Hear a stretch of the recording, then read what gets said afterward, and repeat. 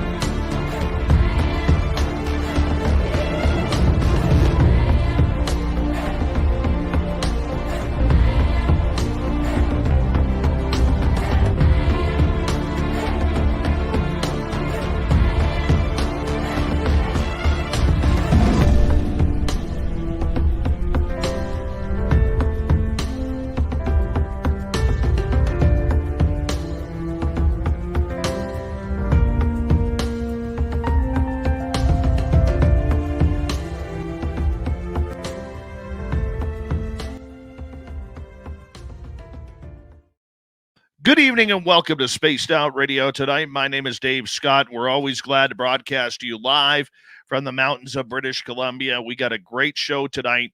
We're talking Sasquatch again from the British Columbia mountains.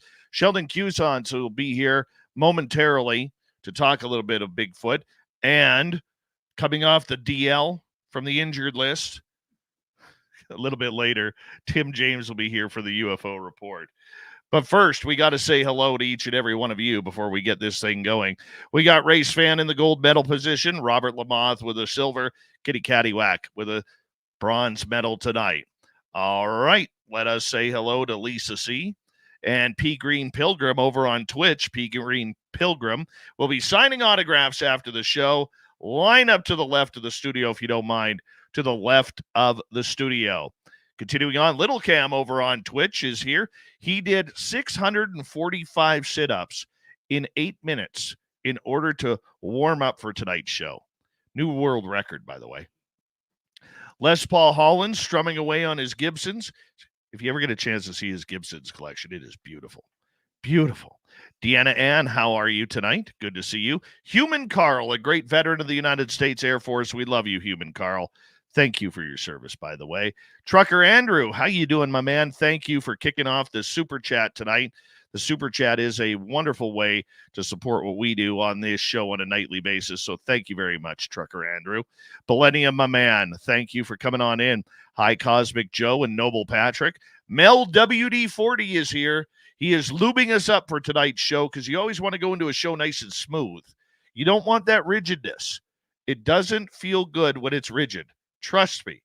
Okay, that's why we got Mel lubing everything up for tonight to make sure it's just smooth. Resonate, how are you, my man? As we continue on with the roll call, here's Deidre. Thank you for coming on in. Eternity Eternal, Smurfy, and J Truth Seeker. Nice to see you. And Brown Dwarf, thank you for coming on in. And where are we next? Necessary Dialogue. Good to see you as we continue on with our roll call tonight. Vanessa, thank you for coming on in. Mama Catherine. Mwah! Notice the hat I'm wearing, Mama Catherine? I was thinking of Charlie earlier today, so I figured I had to wear this beautiful hat.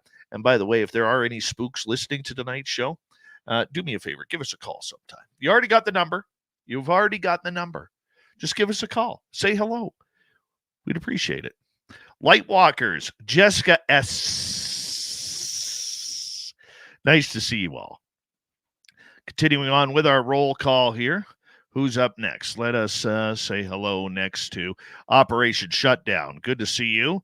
And Kurt Walter, welcome to SOR Chat. Thank you for joining us. Paramarv, nice to have you here. And who's next? Digger Dog, always a pleasure to have you here.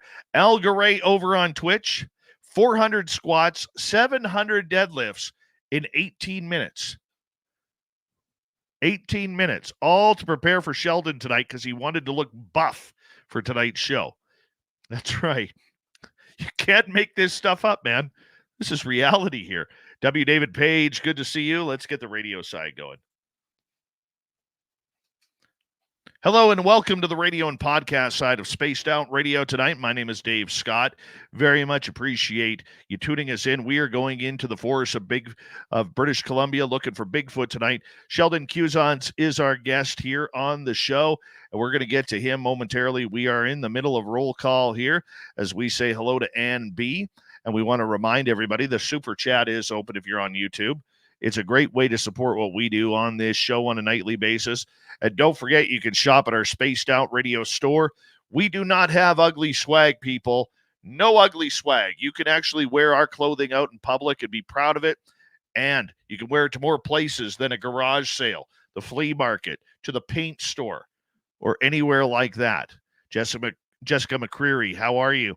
And Paul Demon, thank you for coming on in, guys. We're going to have a great show here tonight. Jamie Cotterill, nice to see you. Everybody, throw those horns up. Let's rock.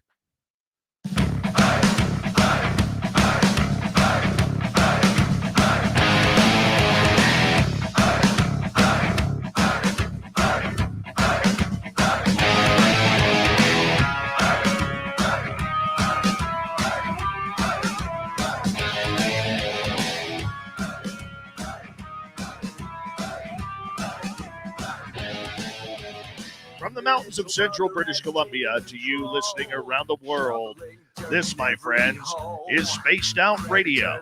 I'm your host, Dave Scott, sitting in the captain's chair of SOR headquarters. We welcome you to tonight's show on our terrestrial affiliates around North America, digitally on every major podcast network. Our website, spacedoutradio.com. We have a plethora of features for you. Rock out to Bumblefoot, read the news wire, check out our swag as well. You can follow us on X at Spaced Out Radio, Instagram at Spaced Out Radio Show, and on Patreon in the Space Travelers Club. Tonight's show is brought to you by Chive Charities.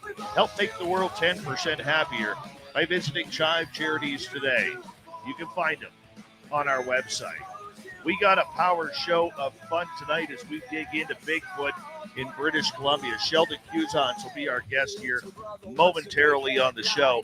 Then in hour number 3, the Swamp Dweller is back with another spooky story. And guess what we're talking about in the UFO world tonight with Tim James for the UFO Report? You guessed it, Lou Elizondo. We're going to continue the Elizondo rage as we move forward. All right, let's get right to it. Sheldon Quewezance is the founder of the Nicola Valley Bigfoot Podcast and the Nicola Valley Bigfoot Conference. He defines himself as a Sasquatch enthusiast who has had close encounters with the big being on a couple of occasions. Growing up with a First Nations heritage, Sheldon has heard the stories of encounters from the elders, which started his fascination with Bigfoot. Sheldon got into the podcast and research game because he feels people love Sasquatch, and whether it may be the mystery of it or the fact that there are these beings walking around our forests that we haven't quite figured out yet what they are, who they are, he thinks it draws a lot of attention to nature. First and foremost, he claims, I am not an expert. I am just an enthusiast. I love the subject of it. I don't have any definitive answer as to what they are, where they are, or who they are. That's part of the mystery that I love. I think that's honest. And I think that's a great way to put it. Sheldon Quewezance, before we even get started here, I owe you a giant public thank you. You put on an incredible event at the Nicola Valley Bigfoot Conference a couple of weeks ago. And I was lucky enough for you to say, hey, come on down here and speak. And I got to tell you, I had a wonderful time. And it was probably one of the best events I've ever been to. And I just wanted to say a big public thank you to you for allowing me the honor to speak at your event. Well, thank you. I appreciate you coming. It was my honor, really. Well, you know what? It was an honor for all of us to be there and be in the presence of people like Thomas Steenberg and Dr. Jeff Meldrum and Jason Kenzie and many others that were there. A brilliant lineup, that complemented your event, my friend. Yeah, I was really, really happy with the lineup that we had this year. It was amazing. And I couldn't narrow it down to just a few people. So that's why I spread it over the course of a weekend rather than just one day. I would do this every weekend if I had the the mental capacity to do so. But it was a lot of work and it was very draining. But I'm very happy with how the speakers presented themselves. I was very happy with, you know, the questions that were asked to the speakers. It was really, really good. And the next one, bigger and better. Well, anything that we could do at Spaced Out Radio to help you out, you let me know, because we kind of like that stuff around here, and anything we could draw attention to for great events like that, we'd love to be able to do it. Now, you are somebody that I also wanted to say, how can I put this? I always thought that I was the only one who called myself an enthusiast. It's not a word that's used quite a bit, Sheldon, out there. Yet in your bio, you wrote perfectly naturally, you're an enthusiast of this. You're not trying to solve the mystery. You're not trying to get that next Patterson Gimlin film. You're somebody who is just trying to figure out what this thing is for your own personal enjoyment and understanding. Why do you consider yourself an enthusiast when so many people steal the term researcher? Um, I guess for a multitude of reasons.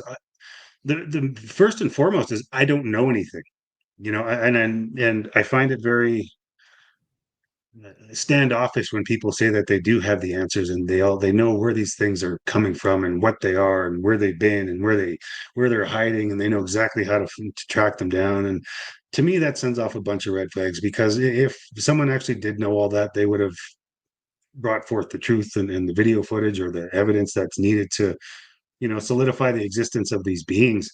And I I have a really hard time believing anyone when they say they know the answers that nobody else does. So for it would be very arrogant of me to go out in public and say, yeah, I'm an expert. I know what these things are. I know where they came from. I know what their intentions are. I don't. I don't. And I love asking questions and I love hearing people's stories about them, because very few are the same. So I really enjoy the whole aspect of Sasquatch. I really enjoy the whole mystery behind it, and I just I want some answers, and so that's why I say I'm an enthusiast. I'm not a researcher, because research means I'm going out into the field and I'm collecting data and I'm gathering evidence and I'm talking to I'm doing police work, which I'm not a cop, so so No, it'd be and I doing everyone a disservice for me to be claiming that I'm an expert or a researcher, because I'm not. I'm an enthusiast, much like yourself. and I much appreciate that, because I think too many people are trying to make a name for themselves in this community by saying what they're not, whether it's a researcher, whether it's a scientist, whether it's a journalist. That's the one that really picks my hide, because I am a journalist. I was a journalist in mainstream. And I loved asking people who call themselves journalists, oh, can you tell me what beat you worked on? And they can never answer that question. It's a lot of fun for me, but for you going out in the field, and we're going to get into your experiences a little bit later on in the show. But for you, I mean, you grew up with a lot of legends and stories from family and elders passed down, being of indigenous descent. I mean, how has your attitude changed from a kid where you were told all these stories to where you're kind of more open-minded now about what this creature could be and what the possibilities are? Um, First and foremost, there's a few things I can't discuss for cultural reasons. So I'll dance around that question a little bit. Um, my interest in Sasquatch really did begin. And for those who don't know, I grew up in Saskatchewan, southern Saskatchewan, where there's a whole lot of flat land and wheat fields. And Sasquatch really wasn't at the forefront of my curiosity. I used to read books about Loch Ness monster or the New Jersey Devil, or UFOs was a big one for me. And then I came across this book by a gentleman named Gary Cohen, and he's probably some small author in Illinois for all I know. But he wrote one chapter on the Patty footage, And ever since then, there was something in my brain that snapped, and it was just I always kept that somewhere in the back of my head. There's always Sasquatch questions, related, and it didn't really manifest itself again until I moved to British Columbia in 2002, I believe it was. And of course, Sasquatch and British Columbia kind of go hand in hand. Yes, they And do. yeah.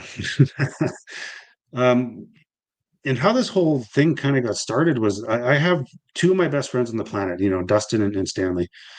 We carpool to work together. And a mutual friend of the three of us posted on his Facebook page some really beautiful tracks that he came across in some deep mud. And these things were huge, like they were really, really big. And of course, that sparked conversation on the ride home. And, he thought, well, if he can do that, he can find tracks. Why can't we? Well, let's head to the woods one night. And so that's kind of how the research began, and that really ignited that fire within me, and the yearning to pick up that book again, like I was a kid again. I wanted to read that chapter again, and that really fueled a fire in me. And so once I started getting back into it again, it was a snowball effect, really. It just one thing after another, and it led to a few run-ins with these guys, and of course with the sighting that I had.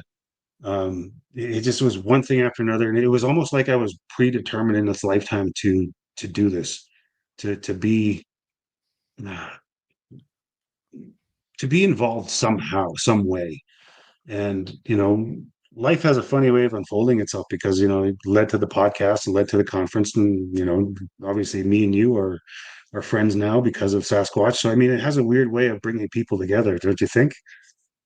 Oh yeah. I would love it if you could actually come up to my area. We're going out there tomorrow night, and I cannot wait to get out there and see what happens, because every time we go out there, it is different. I mean, in your area where you are, do you notice that even though you're familiar with the surroundings, you've been there numerous times, you know where you're going, that every time you're there, it just seems a little bit different? The vibe is always different. I mean, yeah, we've gone to the same area a few times, because we've had success there. We've either gotten howls or whoops or tree knocks, or things like. We found a few tree structures in this one particular area, um, but the vibe is always a little different. And I don't know how to explain it other than it just feels different each time you go. It could be the environment, I suppose. It could be animals in the area. I don't know for certain, but I would love to go to your area as well. I mean, way up north, like you're past Prince George, correct? No, I'm about 2 hours north of you in 100 Mile. Oh, okay. Never mind. No, I'm thinking somebody else. But yeah, I would love to go to check out different areas, because, to me, every time I go into the woods, it's a different experience. It really is. And I haven't done it in a while. Life kind of gets in the way of having fun, but the the place we go is full of them. There's a lot there, and every time we go, it's a different experience. So it's hard for me to nail down a direct answer to that, but other than the woods are if you listen to the trees, they'll talk to you. That's the best way I can describe it. I think that is a brilliant answer, because what a lot of people don't realize when you go into the forest, and I had to learn this, and it's taken me years to learn it, is you have to listen to what nature tells you to know whether or not they are around. Whether it's the chipmunks being the car alarm of the forest, whether when it's the birds that go absolutely silent, that there is something going on. You have to watch nature signs. What are some of the signs you've picked up on in your area? I think the major thing for me is when the forest is quiet. Especially around lakes or small bodies of water. There's a lot of frogs in this area, so, and a lot of fish jumping and that sort of thing. But when the forest is quiet, that really kind of tells me something about that area. Just based on experiences that I've had, when the forest is quiet, there's something there. And I'm not saying 100% of the time it's a Sasquatch. It could be a cougar, it could be a bear, it could be something, right? But for me, when I go to the woods, if the forest, there's nothing happening in the woods, then there's something's happening. That's it. Oh, I But know that feeling. It's yeah, eerie. I mean, yeah, it It's is eerie. definitely. Quick story for you, and it's not really Well, it's kind of Sasquatch related, but not completely. Is we went to this one area that we had never tried before, and it was an overnight planned trip that we were going to do, and we were getting nothing. Like we went through for a walk in the woods, we were getting like no tree knocks, no nothing. Like there was no coyotes, no nothing. It was just dead quiet for hours and hours and hours. And at 3:30 or so in the morning, we decided this is a write-off. Let's just pack up and go. This is not worth. Let's just go home and sleep in our own bed rather than the tent. And we're getting ready to go, and look up in the sky, and we see this little light, and it's moving across the sky. And I thought initially it was a satellite that's lower than Earth's orbit and whatever. But all of a sudden it started going, and then and it was gone. It was like a bullet, faster than a bullet. It was amazingly fast. The second that thing disappeared, the forest literally came alive. There was frogs chirping, there was crickets rubbing their legs together, there was birds in the trees again. Stanley actually has a video of it somewhere. I have to message him and get him to send it to me. But we were just in awe, dumbstruck, like what the heck is going on here? This doesn't like what was that? But that's the only real time where the forest really scared me because I had never experienced anything like that. There was this out of nowhere. And as soon as this object that we saw in the sky just disappeared, it was like the forest was crying that this thing left. And Oh, that's probably not accurate, but that's just how I kind of interpreted it. in both our areas, the areas that I spoke about at your conference, I'm not sure how much you actually, I know you're pretty busy. I'm not sure how much you actually got to catch of it. But in both of those areas, it is, I'm going to use the word woo here for a second, but Mhm. there is high strangeness woo happening at these places. The one place that we're going to next, we have had the Sasquatch sighting there. We've had footprints there. We've had a UFO in the sky. We've caught pictures of blue orbs, yellow orbs. Like you're standing there, Sheldon, and Tim, who's right behind me in the studio for the UFO report later on. He was there for the first time at night just a couple of weeks ago, and him and his wife couldn't believe their eyes because here we are in the middle of the forest, 25 or 35 kilometers out of town, not a soul around us, and there's lights flashing in the trees. And it could be up high, it could have been down low, and this is all around. I don't know if it's, we don't have lightning bugs. We don't have bugs that light up here. Okay, so what is causing that? The legends say this area is filled with fairies. We've got pictures of orbs there. We have one area where I will not go in there at night because it almost feels like something menacing is trying to suck you into that area. And it's like a little cul de sac. Our other area that I talked about with Flight 21, we have had there, we have had orbs, we have had the Sasquatch, we've had full body apparition ghosts there because of the plane crash.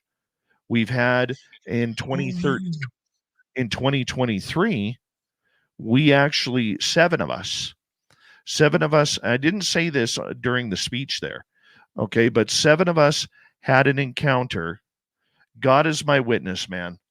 We were warned by a Sasquatch that there was a UFO and alien around. And I saw the UFO, and the six others saw the alien. Holy, oh, I almost And, cursed on that one. and the UFO was on the ground, and the alien was hiding behind a tree watching us, and then Wow. started walking away. Wow. Okay, I got to come to your neck of the woods, man. Door is open. Door is Yeah. open. But I mean, but it gets back to your point. As an enthusiast and a fellow enthusiast, we really don't know what's going on. We don't know anything about this, do we? No, not at all. I mean, like I mentioned earlier, it'd be almost it's very arrogant for people to assume that they do. Like you got on one hand, you have the scientific people, which is fine. You know, everybody sometimes that's the route they need to take to find the answers. And then on the other end, you have the like the spiritual, more cultural side of everything. And then somewhere in between, there's got to be some kind of balance, right? And I like to think that I'm more in the middle because I try to keep an open mind. Because, like I mentioned, I don't know. And the more information I gather gets me closer to an answer that I'm kind of going to be satisfied with. And in order for me to do that, I need to be open to hear everybody's interpretation of what's going on. I mean, orbs, for instance, I have never seen one, but I have spoke to a lot of people in my own area that have seen them floating around the woods and they change color. Like what are those?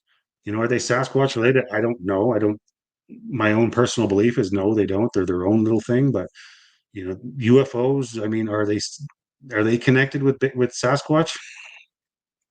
I don't know. I wish I I did don't. know, but I I don't know. personally I don't think so, but I could be wrong. And I do have to I have say my this. own theories. I have my own theories on the whole Sasquatch UFO thing, but that's like I said, I'm that's it's an uninformed conclusion that I've Oh, kind of come to. But that's all right. We do allow opinion on this show, and we have about 2.5 minutes before we go to break. What is your opinion on that? well, in order for me to answer that, I have to kind of ask the question of what are Sasquatch? And to me, I believe Sasquatch are remnants of a civilization long gone that have managed to survive a cataclysmic event that happened 12,000 years ago. Um, the Sasquatch have learned to um, communicate with UFOs if they are connected. Sasquatch have learned how to communicate with these aliens, and they have a much more divine relationship with them than we can because humans are destructive. Oh, We're going to yes. be the death of ourselves. So whereas Sasquatch have learned how to live in harmony with nature and the planet, I think alien life forms would be more drawn to have a relationship with them than us because why would they want to come to us? We'll probably end up shooting them. So I think I don't believe there's a direct connection between. I don't think Sasquatch are off-world beings. I think they were always here. They just know how to communicate with alien life forms better than we can. That's my theory on it. But like I said, it's just there's nothing to back that up. It's just my own personal belief and thoughts, and Oh, everybody I've absolutely. talked to, that's kind of where it goes. Well, if you take part in the show and you hang out with me a little bit more, your opinion is just as important as somebody who's all flesh and blood. I mean, it, until we have actual answers, we don't know. And Mhm. I think it's foolish, like you said. I think it's foolish for us to even believe that there's actual answers out there. Even Dr. Jeff Meldrum. I mean, you listen to him speak; he doesn't know what it is. He only reports on what the evidence shows, which is footprints, handprints, dermal ridges, scat samples, hair samples. That's all he has to go on. He doesn't have Mhm. anything else, Yeah. you know? And I listened to Dr. Meldrum speak like quite intently because I've read his books and I've been following him for quite some time. To have him on the stage, I was a little starstruck, so I didn't really get to soak everything in. But I he's know. very, very scientific minded. So yeah. He And did like it when I opened up my speech on my one profile where I said what we're going to talk about today. And I said, Dr. Jeff Meldrum's beautiful beard and mustache combination. We'll get into that. He had a good laugh with that. Sheldon, I'm going to get you to hold on right there. We are going to go to break here at the bottom of the hour because it is that time of the night. And when we come back, I'm going to ask Sheldon a nice question right off the bat. What is a Sasquatch? We're going to learn that and more of his experiences in the British Columbia Mountains when we return on Spaced Out Radio. Stay tuned, everybody.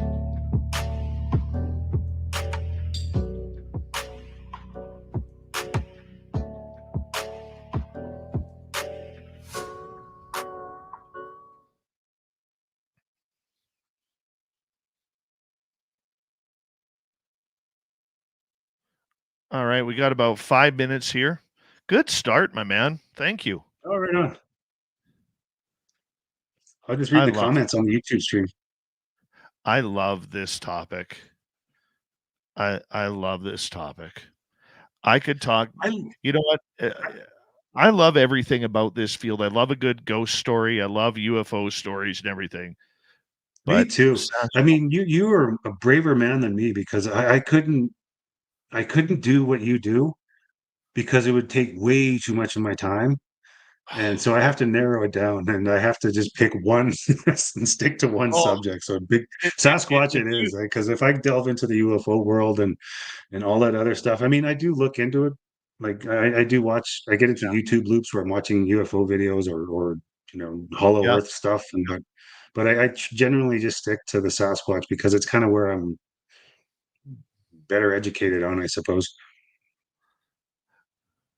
Well, it's funny because I know, like, if I didn't have to have my daytime job, I know exactly what I would be doing with SOR.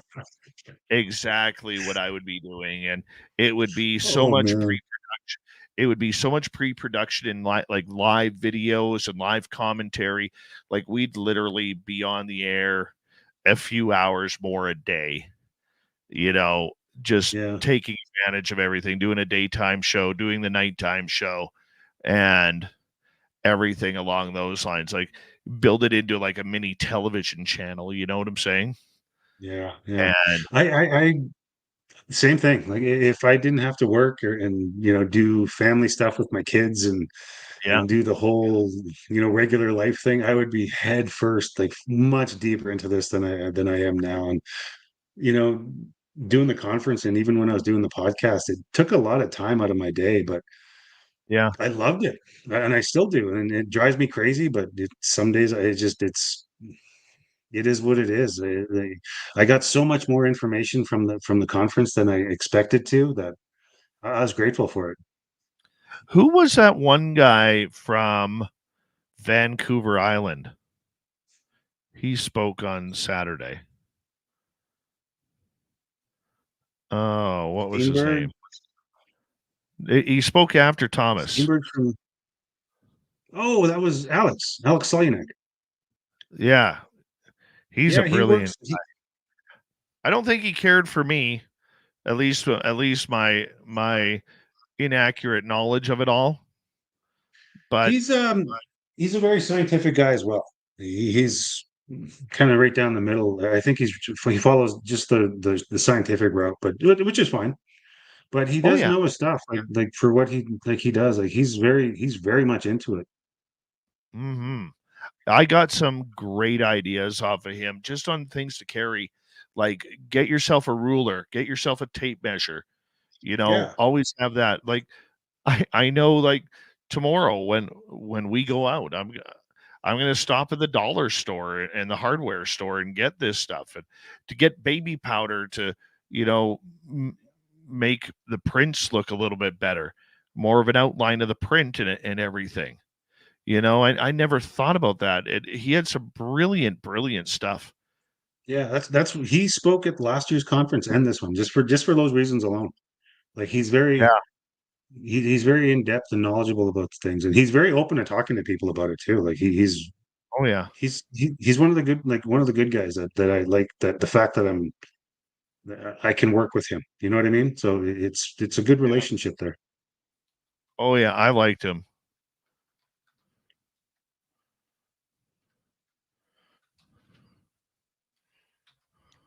There we go.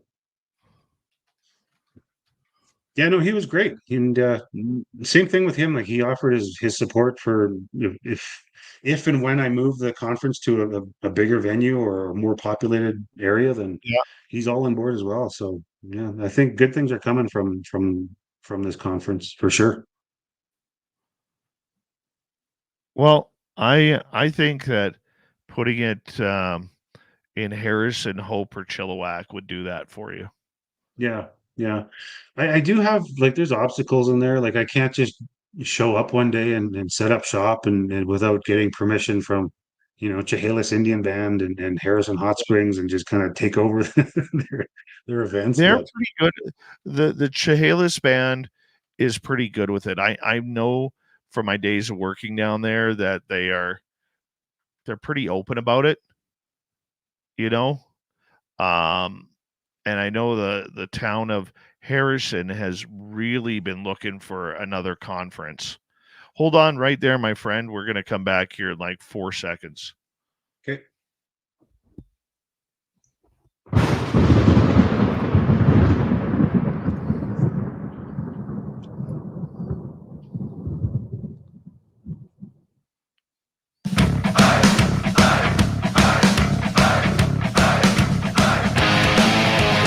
Here we go with the second half hour of Spaced Out Radio tonight. My name is Dave Scott. We always appreciate you tuning us in wherever you are on this beautiful planet we call Earth. Hey, I want to remind everybody that if you missed portions of this show or others, you can check out our free archives by going to youtube.com/Spaced Out Radio. Do old Davey the favor, hit that subscribe button. Our website, spacedoutradio.com. We have a plethora of features for you. Rock out to Bumblefoot, read the news wire, check out our swag as well. Follow us on X at Spaced Out Radio, Instagram at Spaced Out Radio Show, and on Patreon in the Space Travelers Club. Sheldon Quewezance is here tonight. Bigfoot in British Columbia. We are getting into the mountains to figure out what this is. Sheldon, thank you so much for joining us. We greatly appreciate you. Oh, you're welcome, buddy. I'm glad to be here. We just What got is a this massive Sasquatch? storm run through town, though. I was kind of worried I was going to lose We got power. it here. We got it here. I got the window open here in the studio, and if you end up hearing the thunder rock through, it's hit pretty hard a couple of times. But hey, it makes for great ambiance on the live radio. You know what I'm saying? But in your opinion, what is a Sasquatch? Okay. Yeah, that's a can of worms. And let me start off by saying before I answer this, I don't know for certain. And I'm not going to pretend to say that I do, because like I repeatedly said that it'd be very arrogant of me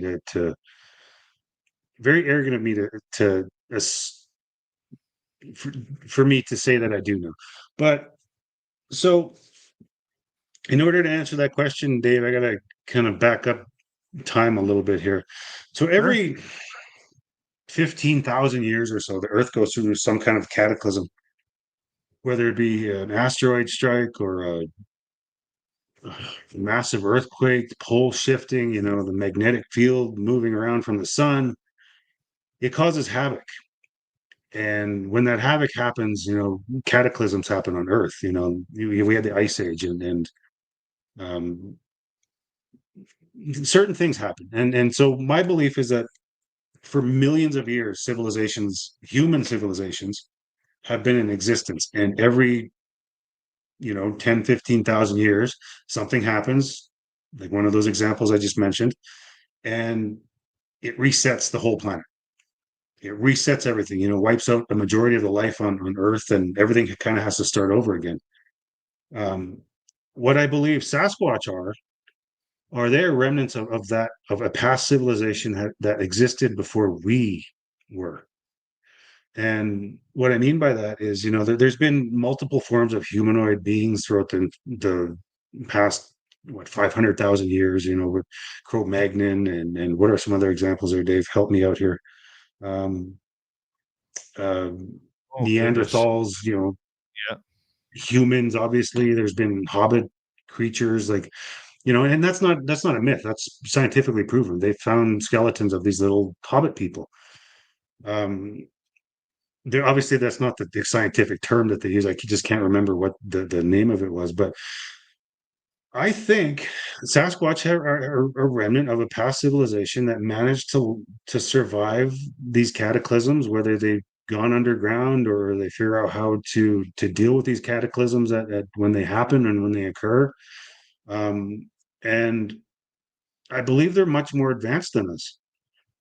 And whether or not that's true, I don't know, but you look at the history of the Earth and how things have happened. Like the last cataclysm that happened was the Great Flood, and if you look throughout history, every single culture from Christianity to the Buddhist monks to everywhere around the world, even Native Americans have a history with a flood in it.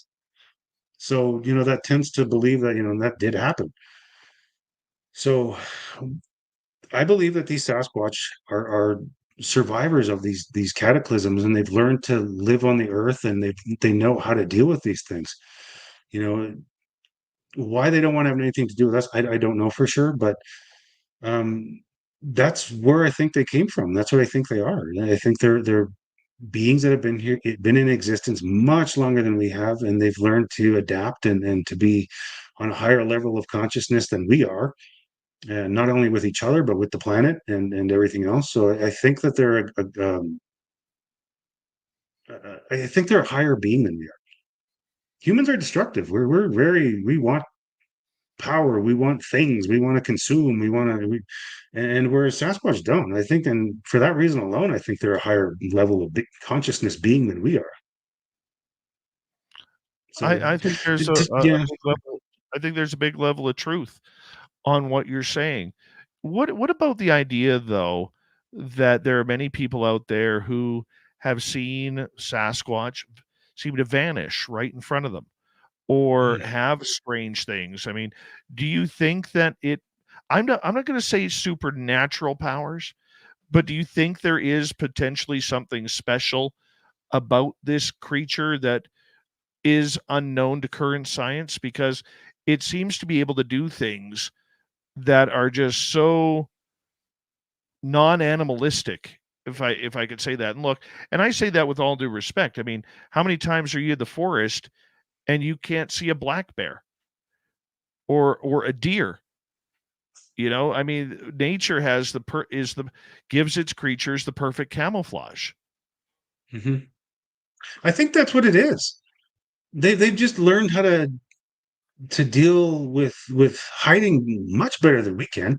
I mean, if you brought somebody into your home right now, I'm fairly certain that you could find a hiding spot, whereas they won't be able to find you.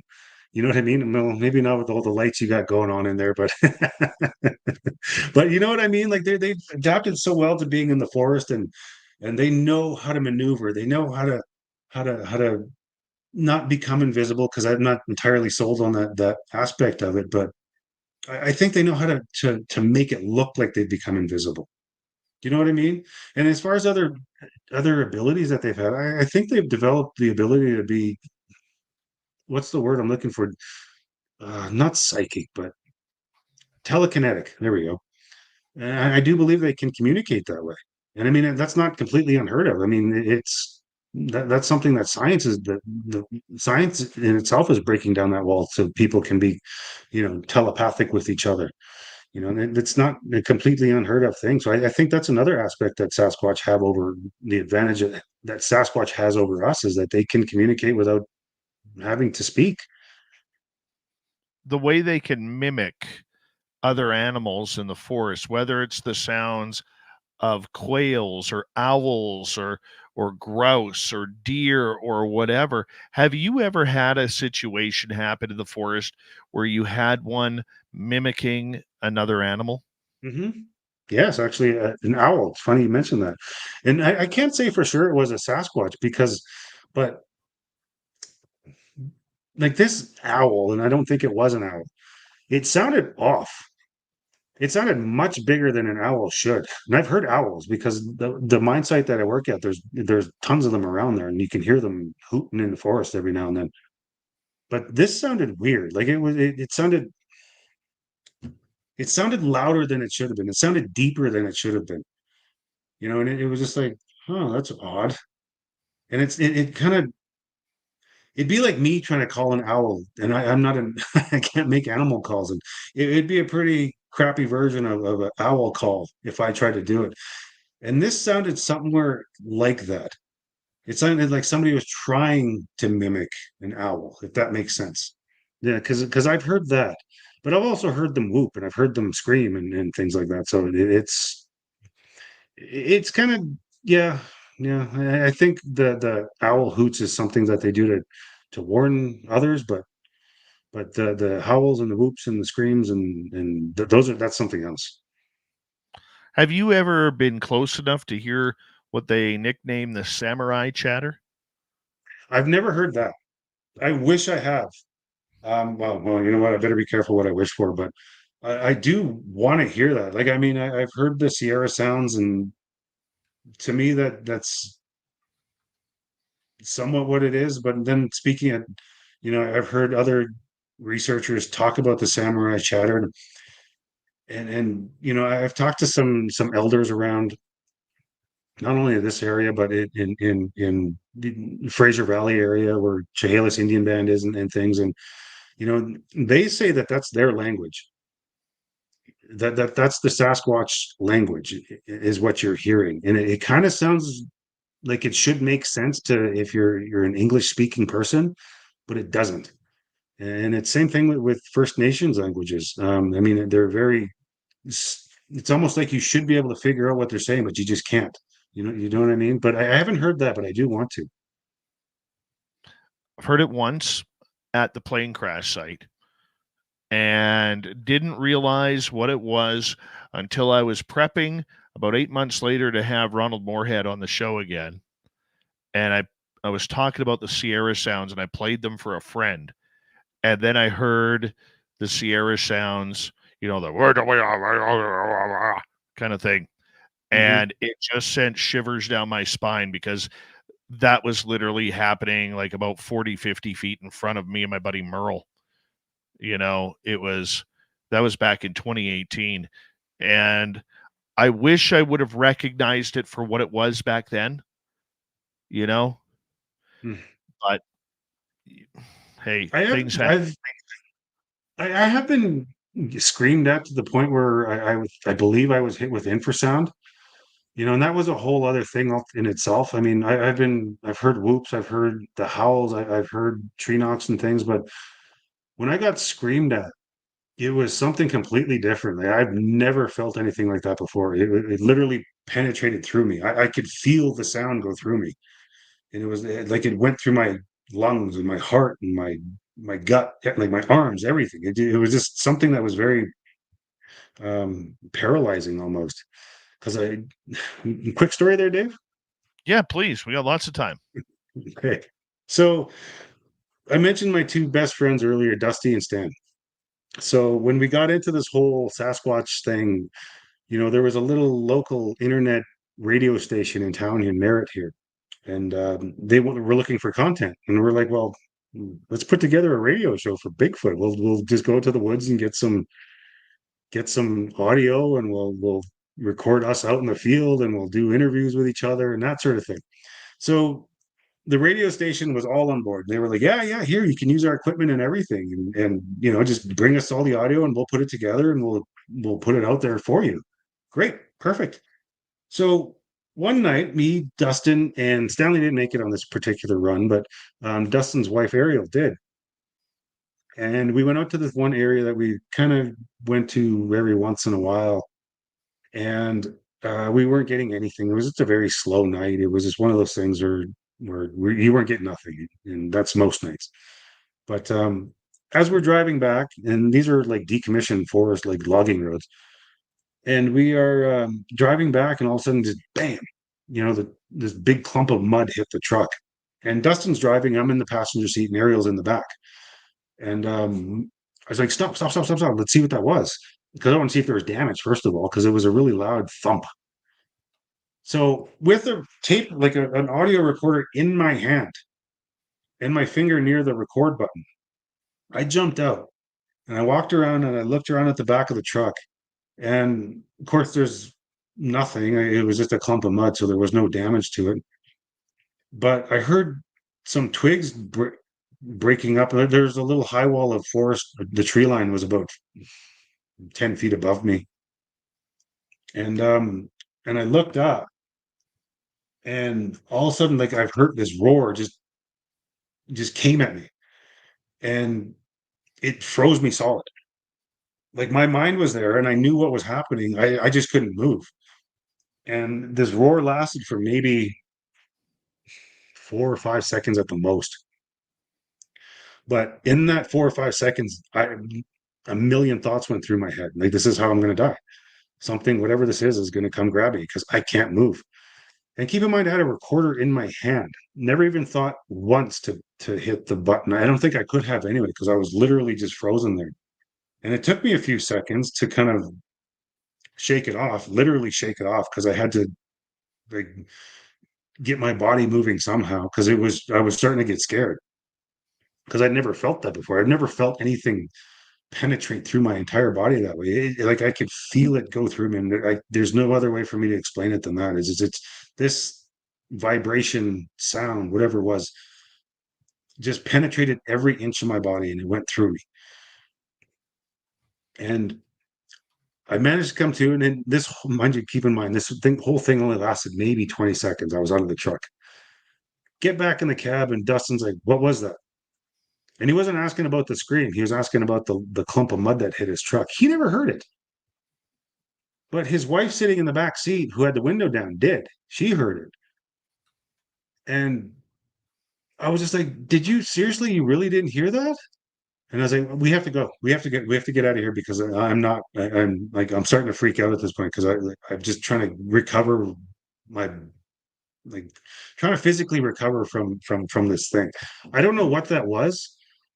And I've heard several people talk about infrasound and their ability to use it to hunt or for defensive purposes or whatever else. And I can't say for sure with 100% accuracy that was a Sasquatch, but what else could it have been? Like, I mean, I just don't know. And like I mentioned at the conference, and I think I stole this line from somebody, and forgive me if I did, but things that don't make sense, if you add Sasquatch to that entire equation, then things start adding up properly. The numbers start working out.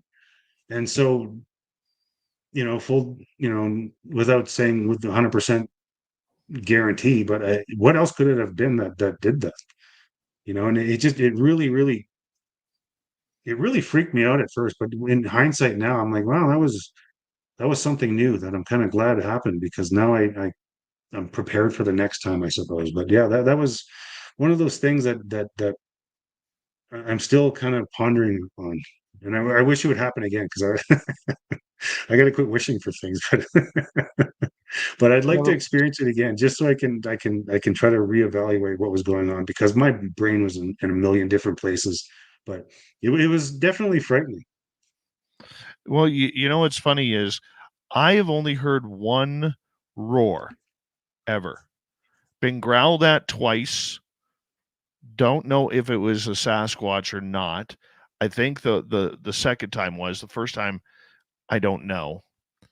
The roar that we heard right before we had the UFO encounter, that was way off in the distance, and it was one pitch at about 15 seconds long.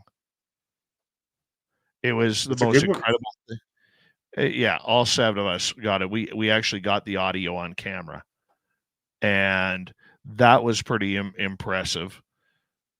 I've heard like Sasquatch's brother, who acts like Ric Flair, start woo. That was right after our sighting in 2022. But probably the most significant, and like I was saying to Tim here before we had that weird encounter a couple weeks ago, you always seem to hear that double thump on the ground, that thud, thud, thud, thud. And when we had that thud, thud a couple weeks ago, Tim's wife threw the flashlight up into the trees, and that's where Tim saw a shadow, or what he perceives as a shadow of a person, kind of back off into the trees, into the darkness. You know, so it is kind of cool once you kind of figure out the signs to what you're listening to. And when you're in one of those hot spot areas like you are, that's where, it's like anything goes. It's like a UFC fight back in the original UFC. Anything goes and you don't know what's going to happen. Yeah. Well, we really jumped into it, like me and my two friends, we really jumped into it head first without having any real plan or goal or any idea really what we were doing. The first time we went out, we went to an area completely about an hour and a half away from here, completely out of our zone. And we went, we didn't have any water, we didn't have any snacks. We went in runners and shorts and, t-shirts and that sort of thing. And it was just completely unprepared for anything. What if we had run into something? We had no idea what we were doing. And I think as time goes on, people kind of figure out what you need to do and how to prepare for these sort of things. And, as much as people would like to say that, they'd be ready for a Sasquatch encounter, I highly doubt that. And even when it comes down to a roar or a rock gets thrown at you, there's something about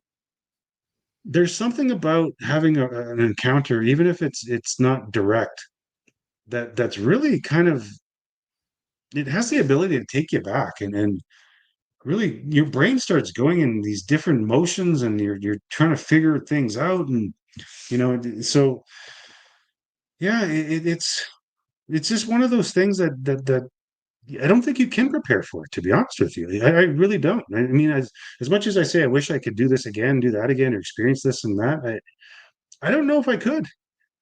I don't know what would Right. be different than the last time. Like, it's just Well, there's that thing about them that it's hard to explain. It's very difficult to explain, but it's very difficult to try to absorb. You know what I mean? Like, and I'm sure every experience is different, but and it could be but I just me, think but you said that's something, how I though. look at it. I think you said something, though, that hits the nail on the head and really home for me, because I often have asked listeners, especially when we get skeptics into our chat room or people who've emailed me, you know, what would you do if you saw one?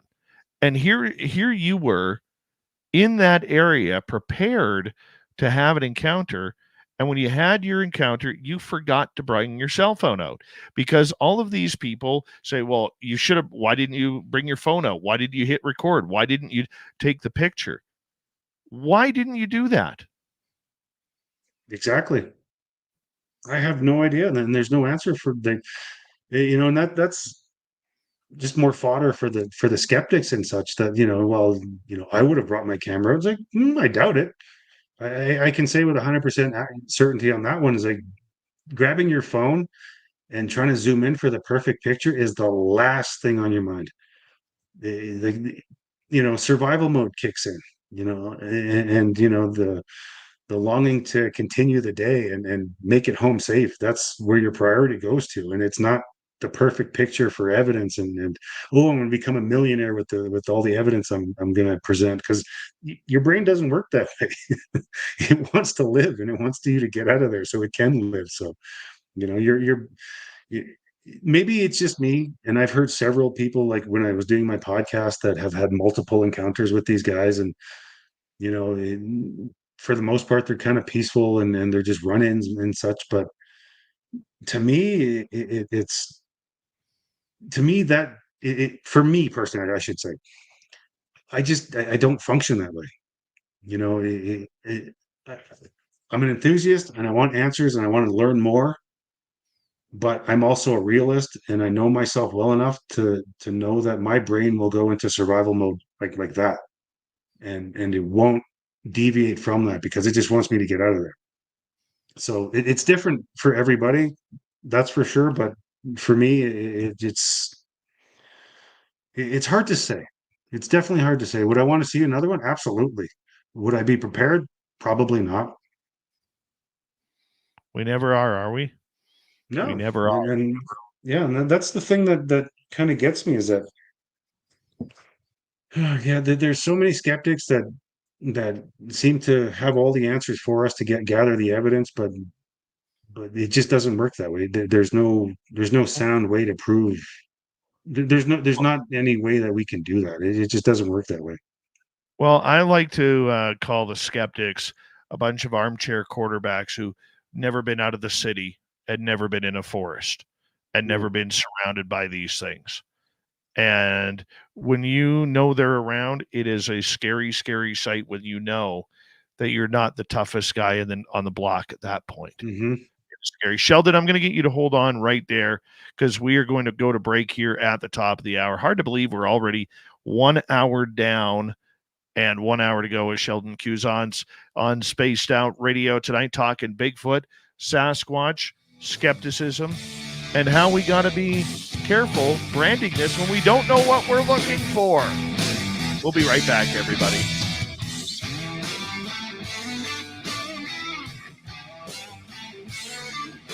This is Spaced Out Radio with host Dave Scott.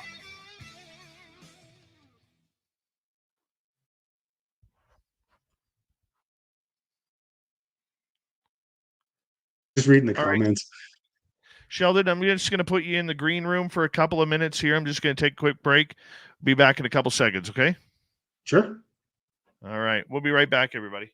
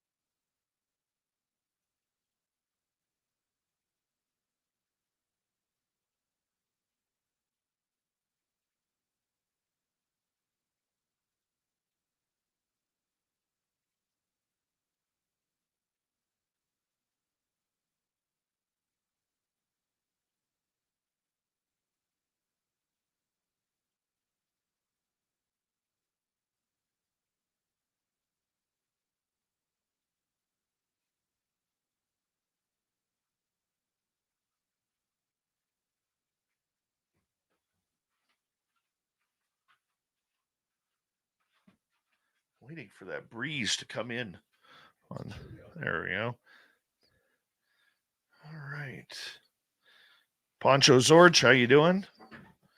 Good to see you. If you guys have any questions for Sheldon, put them in capital letters, please, and I will get to them in this hour. Sheldon, this is fantastic. Great interview so far. Great interview. Well, thank you for having me, bud. I appreciate this. Oh, man. Anytime you want to come on, you just come on. Since the conference, I've been trying to like relax and chill out and stuff like that because that took a lot out of me. Oh yeah. But you know, I was thinking today, like I had to work this week, and tomorrow will be my first day off. But I'm thinking, how do I get back into this? How do I do this? How do I get back on the train? So I put a Facebook post out, like, hey, I'm gonna start my podcast up again, guys. So let's hear Good. your stories. Good. I don't think I can stop, even if I wanted to. Well, you know what? This is an addiction. It's an absolute addiction. Yeah. So I enjoy it. Me too. And I mean, like I said earlier, like you delve into a whole lot of things that I just don't have time for. Oh, it's hard. It is hard, man. I mean, like with me having a daytime job, I get so behind on stuff, that I should be cutting clips from and I should be doing a bunch of stuff. And I'm not. And, I always feel guilty about that, but it's best I can do for right now. Big thank you tonight to Futuristic Times 2 and Andrew, the trucker, for a couple of great super chats there. It's a wonderful way to support what we do on this show. Don't forget, you can shop at our Spaced Out Radio store. We do not have ugly swag, people. No ugly swag. Here we go.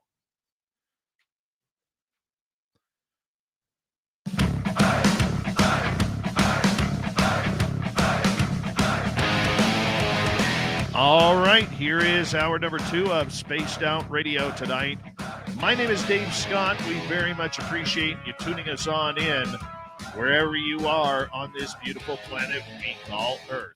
Hello to everyone listening in on our terrestrial affiliates around North America, digitally on every major podcast network. Our website, spacedoutradio.com. We have a plethora of features for you. Rock out to Bumblefoot, read the news wire, check out our swag as well. Follow us on X at Spaced Out Radio, Instagram at Spaced Out Radio Show, and on Patreon in the Space Travelers Club. The Desert Clam has set the password for tonight in the SOR Space Travelers Club. Macy's. Macy's is your password. Use it wisely, Space Travelers, as the Clam sets the password each and every night right here on Spaced Out Radio. All right, Sheldon Quewezance is here tonight.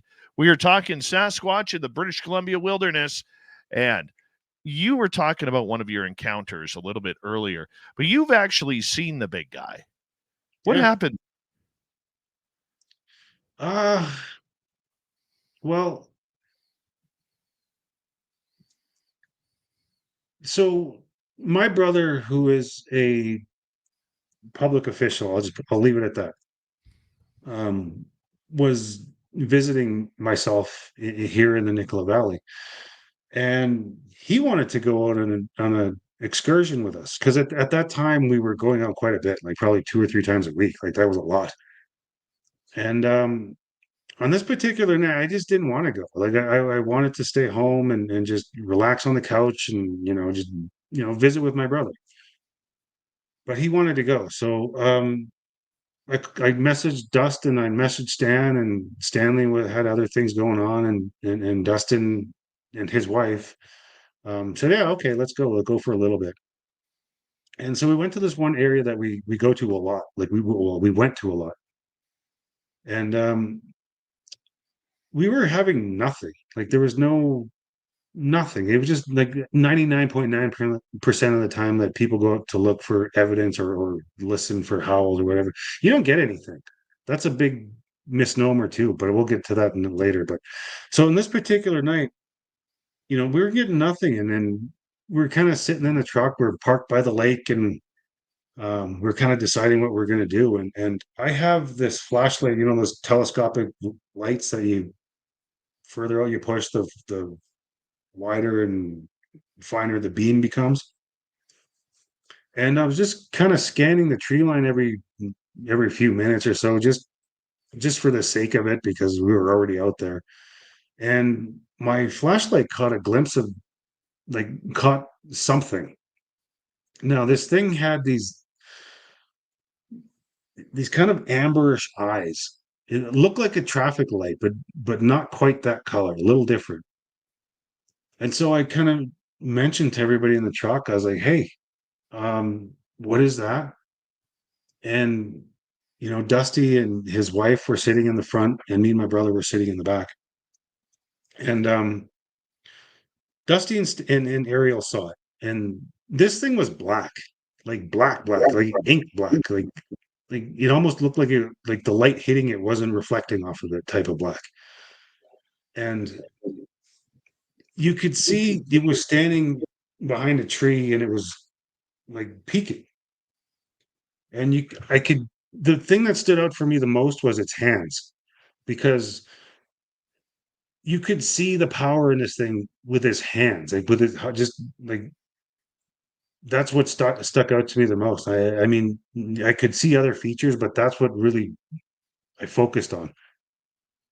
And so we're sitting in there, and my brother, who's sitting next to me, he kind of starts, what the F is that? Like, tell me what the, he's using a lot of a lot of curse words. And he's like trying to, like, what are you looking at? Like, tell me what you see, and that sort of thing. And he's like kind of jumping around the truck, and he's making the whole truck kind of shake. And I looked at him, and I said, "Hey, like, shut up, like, stop, quiet, be quiet." And in that 3 or 4 seconds it took me to turn around and tell him, it was gone. And so we kind of sat there, and we're like, what just happened? Like, what are we dealing with here? And the best thing we could come up with, just go home. We didn't want to get out. We didn't want to go look for prints. We didn't want to do any of that. It was just, it's time to leave. So we ended up leaving, and we talked about it, and we started telling people, and it was kind of surreal, the experience, to try to soak in. Dusty and Ariel went back the next day, like during the daylight, and they measured where the head was, and where it was standing, and he took a tape measure this time, and it was about 8.5 feet tall, for where the top of the head was. And funny enough is I did a podcast episode with a younger lady that lives in the Nicola Valley as well, who's seen almost the exact same thing I did, in very, very close to the area. And it was very, very very, very satisfying to have her tell me that, because it really solidified what I was talking about all these times. Because even now, like, I look back and I think back, and what was that? Like, how did that happen? Like, how did this whole thing occur? Like, even now, my brain is still going in a million different directions trying to think about it. But it was beautiful, and it was scary at the same time. I bet. To think about how quiet it was, because you didn't hear it coming, and there was no footprints, because it was in the middle of, I think it was late summer, so the ground was very dry, and there was just there was no footprints. And it definitely changed me. Like, I was thinking back on this, and actually quite often in the last couple of months, just because of the conference that I held. But you know, had I not seen that night, like, would I be this deep into the whole thing, or would I have just been kind of still one of those enthusiasts that walk around the woods every once in a while? But you know, the thing that really stuck out there was the hands, because you can see this thing's power just in its hands. Because it's hard to describe, because they were so strong, and you can tell just by looking at them. And you could see fingers, like, I could see the bark in the between its fingers. Like, it was, yeah. I mean, even now, it's hard for me to put into words, because it was just one of those things of, like, holy crap, what am I doing? Like, what is this? Like, what's happening here? And not everyone's lucky enough to have an encounter with one of them, and I was. So I consider myself fortunate. But that's kind of it in a nutshell. I mean, I've had other kind of run-ins with them, but nothing like that. It was, like I said, it was scary, and it was beautiful at the same time. Now, when you had that encounter, you sounded very emotional while you were saying that. I mean, I know a lot of people who've had encounters who claim that it's emotional because you don't know what to think, you don't know what to do, you don't know whether you should be scared or in awe. What did you go through? Well, I think you just said it. I wasn't scared. I wasn't terrified. I mean, I've been terrified before in my life, and I know that word gets thrown out very easily within, people everyday speech, but I've been terrified to the point where I've like had the shakes and my whole body breaks out in sweat. But this wasn't like that. This was like me trying to make sense of it with what knowledge I have. And I had very little knowledge of them at that point. All I knew is what this thing was looking at us. Like this thing has been like who knows how long it was sitting in the tree line before we actually saw it. Do you know what I mean? Like that was the kind of questions I was asking myself. Like is it that curious that it decided to get that close to us? Because it was probably maybe 50 feet, 50, 60 feet. It's not far. No, yards. Sorry. No, no, not that close. It was yards. And that's still not too close, but it's not that far away either. So it was one of those things where I don't, I get asked this a lot. And, I've said on my own podcast, what happened that night was nothing overly dramatic. It wasn't overly exciting. Like some of the encounters I've talked to people and, their stories compared to mine was really quite mild, but, you know, it's hard for me to put in perspective exactly how much that guy changed everything for me that night. And then I just can't. I mean, I can't really put it into words because it was one of those things where I was like, wow, like, everything that everything that we were trying to do, we did, and we accomplished. You know what I mean? Like we went out to try to see one. We got our wish, and not a lot of people can say that. That's for sure. No, no, that is completely for sure. One of the best stories that I have heard from up here is a guy who works at the local mill. His name is Dave, and he's been in this town since he was a kid. And, it was back around 1986. He was driving his 1981 Camaro. And you remember how low those were to the ground and how the leg room went on forever, like right into the engine compartment. Well, he was driving out to a house party on a Friday night with his girlfriend. And they were just going down the road. They got the tunes cranked. And all of a sudden they saw what they thought was a bear standing up on its back legs in the ditch ahead of him because he had his high beams on and it was right at dusk where it's too light, not enough light, but it's still bright out a little bit. Mm-hmm. And he had his high beams on and this thing walked right out of the ditch onto the road and he went to swerve to get out of its way because immediately he knew it wasn't a bear. And all of a sudden he had this big hand come whap right across the windshield. And Wow. and it scared him. He hammered the brakes, and his girlfriend got so freaked out she took off her seatbelt and went and hid underneath the dashboard in the Camaro, and she was screaming, freaking out. And in his taillights, in the back mirror with his taillights lit up because he had his brakes on, he watched it walk across the road and then up an embankment to the other side, on the other side. And I asked him, I said, did it break your windshield? He goes, it cracked it a little bit up on the corner. I said, was there any blood, any flesh, any hair? He goes, Dave, I was so scared I forgot to look. He goes, I just turned my car around and I got the hell out of there. Didn't even go to the party. Yeah. I love hearing those stories. I love hearing that kind of stuff because it's almost as if they're acting very human like, because he seemed just from the little information you gave me on that guy, it seemed like it was very annoyed that, this car kind of almost hit him or came Right. close enough to invade his space. You know what I mean? Right. And it got annoyed and kind of gave him a slap and went on his way. You know what I mean? Then that's something that people kind of do. So, uh, yeah, I find that stuff fascinating. I got a question for you about their curiosity. Why do you think they're curious? Like in our spot, what we do is we do everything the same. We park in the same spot.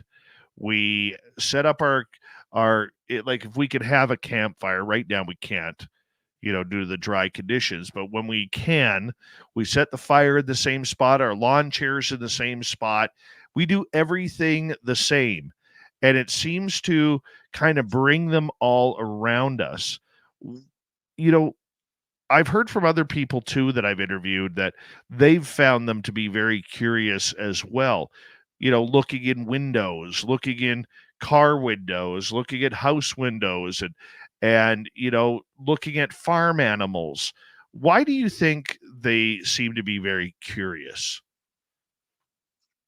Well, honestly, I don't think I think the ones that are curious are the younger ones. I think it's more the teenagers that are kind of more curious about us. And, I think the more aggressive encounters that people have are the older ones that know what humans are all about. I think the curiosity thing is, uh, well, much like us, I suppose, like we're very curious at that age too. And I mean, I think that these beings are more like us than we would care to admit. Whereas, they want to know more about us.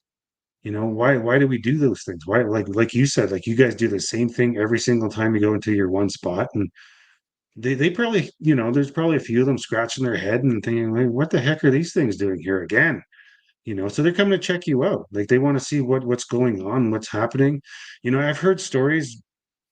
I had a lot of stories coming my way when I was doing the podcast. People would just write to me and, they didn't want to come on the podcast. They just wanted to tell me what happened. And um, one particular story I remember quite vividly is this person emailed me and they said that him and his girlfriend were in the 1970s, parked out in a like a secluded lake where not really many people go. The young kids went there to party and make out and do kid stuff.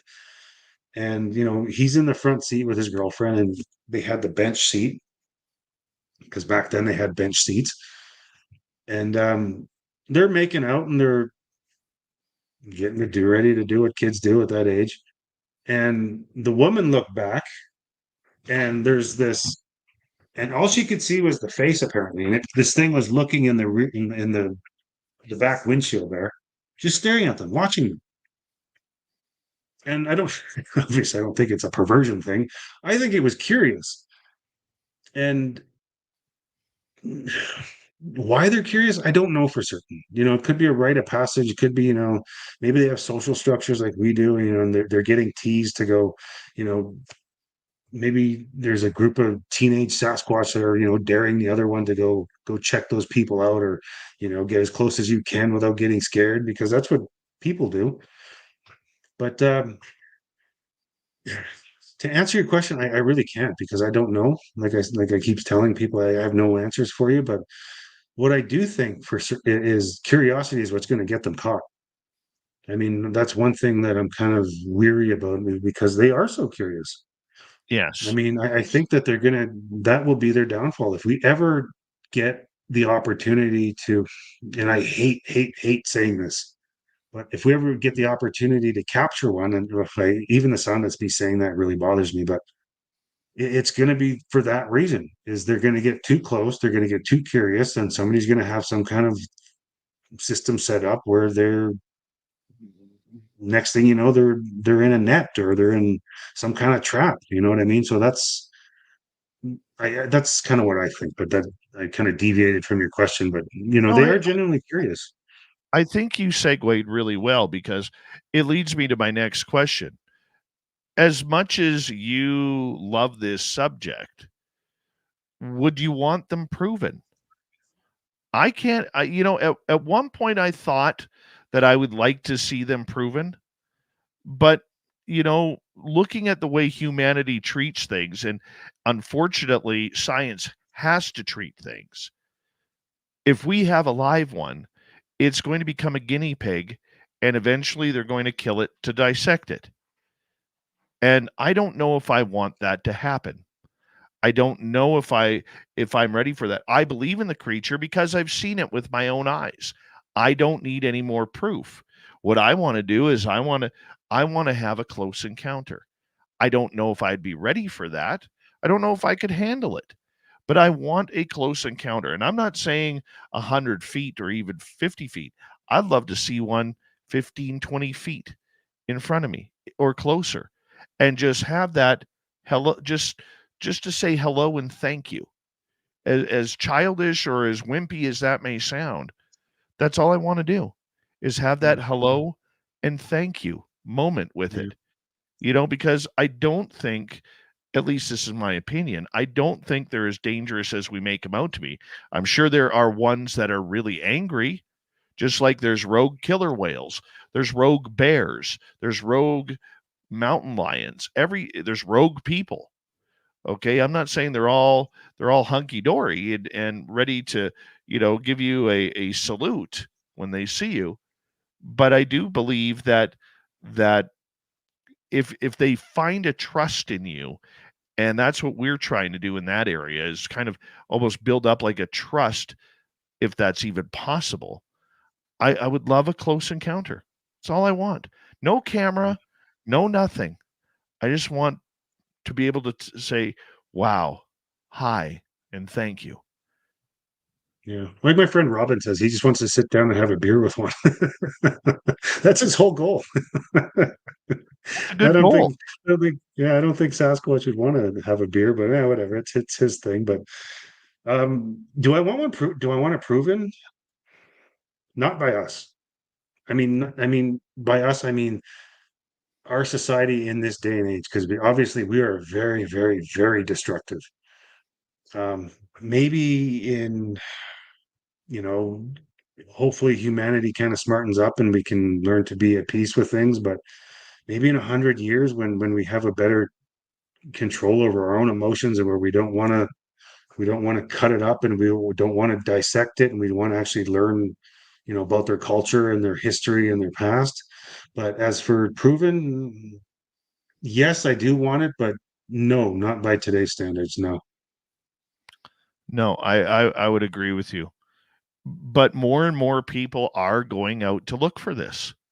More and more people are taking the chances of going out there. They're going in armed. They're going in. I mean, we go in armed. I shouldn't complain about that. We go in armed. But one of the first things that we try to announce, in case, once again, the telepathy, these weapons are not for you. They are for the other predators out here that may try to cause us harm. We will not raise a gun to you. We will not fire at you. But I'll tell you, we still have to protect ourselves from a moose, from a mountain lion, from a pack of wolves that roams the area, grizzly bears, black bears. We have to be prepared. Mm-hmm. Yeah, we've gone with guns before.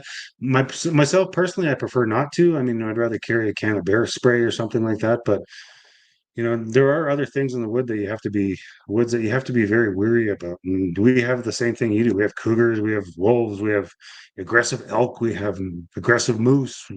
So there's a lot of stuff that goes bump in the night in the woods. That's for certain. Oh, very sure. Very sure. We're going to get to some audience questions when we return on Spaced Out Radio. Sheldon Quewezance is our guest tonight. He's host of the Nicola Valley Bigfoot Podcast and the Nicola Valley Bigfoot Conference. We're talking Sasquatch here with him for another half an hour. This is Spaced Out Radio. My name is Dave Scott. I hope you're enjoying this show tonight as much as I am, because I love talking Sasquatch, especially at night. We'll be right back, everybody.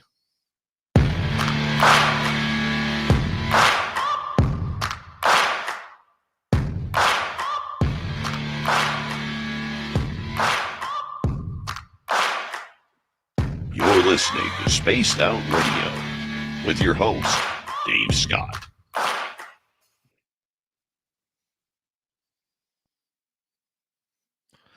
Want to give a big shout out to Sweet Robbie G. He was going to bail me out tonight. We had a power outage for about 5.5, 6 hours. They said it wouldn't come back on until well into the show. And so I called up Rob and said, dude, need your help here. This is what's going on. He was like, not a problem. Got you covered. We had it all set up for tonight. And then right around dinner time, the power went back on.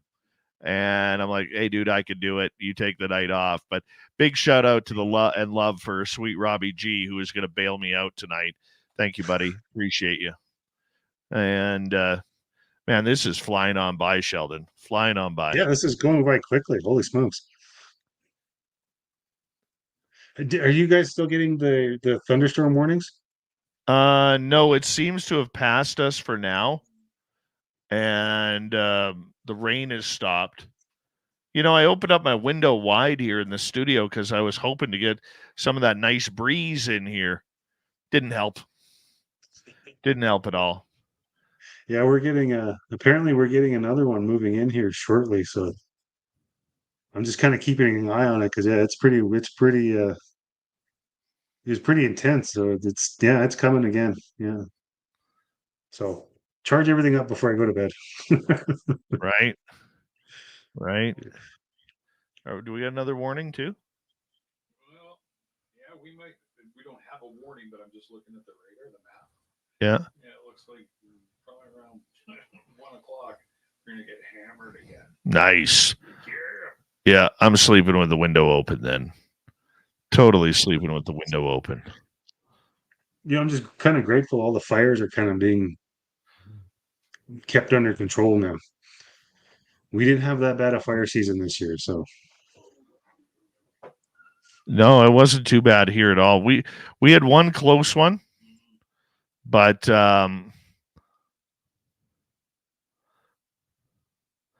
that was as close as it got. Was probably about 15 kilometers, and if it came closer to us, it would have ran into an area that was already burned, so it wouldn't have gone so far. Yeah, where I work, it was like 20 kilometers away from where we worked, and it was the big one, the Shetland Creek wildfire. But I imagine that rain that we had up there today probably took a good chunk of it out because it was coming down in waves, like just waves of rain, and like you stepped outside for 5 seconds and you're completely soaked. But, oh man.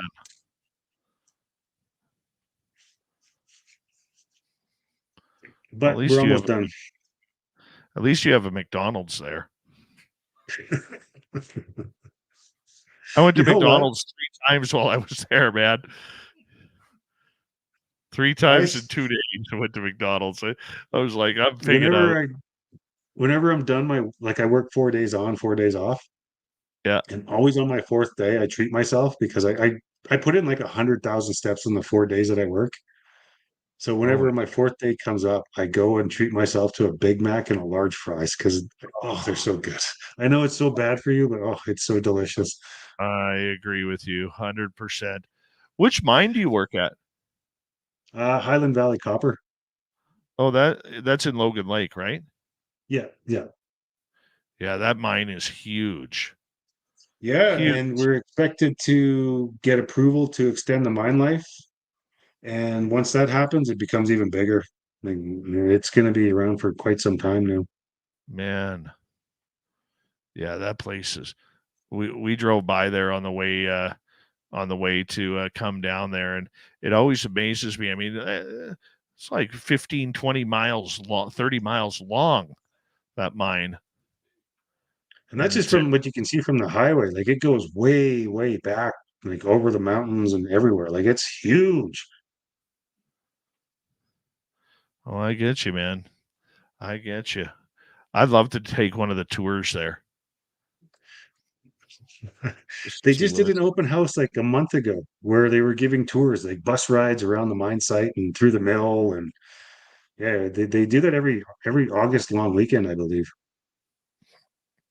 You should come down. It's kind of interesting. Yeah. I like the big tractors and the big dump trucks. And then the fact that when you're driving the highway, you got to watch out for the wild horses. Oh, yeah. Those things are pests Oh yeah. Oh yeah. because when they eat all the grass and and Mm, they can't kill them because they're not allowed to, so they just let them do no. what they want. But they're a nuisance actually. All right, big thank you to Noble Patrick, Human Carl, Futuristic Times 2, and Trucker Andrew for the super chats.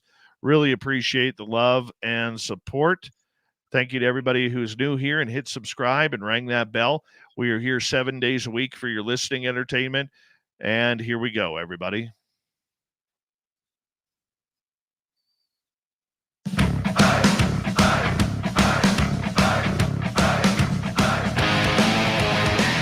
We're talking Bigfoot tonight with Sheldon Quewezance, and we got him until the top of the hour. We're glad to have him here. I love Bigfoot. My name is Dave Scott. I am your host with the most tinfoil wrapped around his underwear area right now. Why? It keeps me safe each and every night when I broadcast to you guys out there in the Never Land. Hey, if you've missed portions of this show or others, you got to check out our free archives by going to youtube.com/spaced out radio. Do old Davey the favor, hit that subscribe button. You can find us on any major podcast network as well. The website, spacedoutradio.com.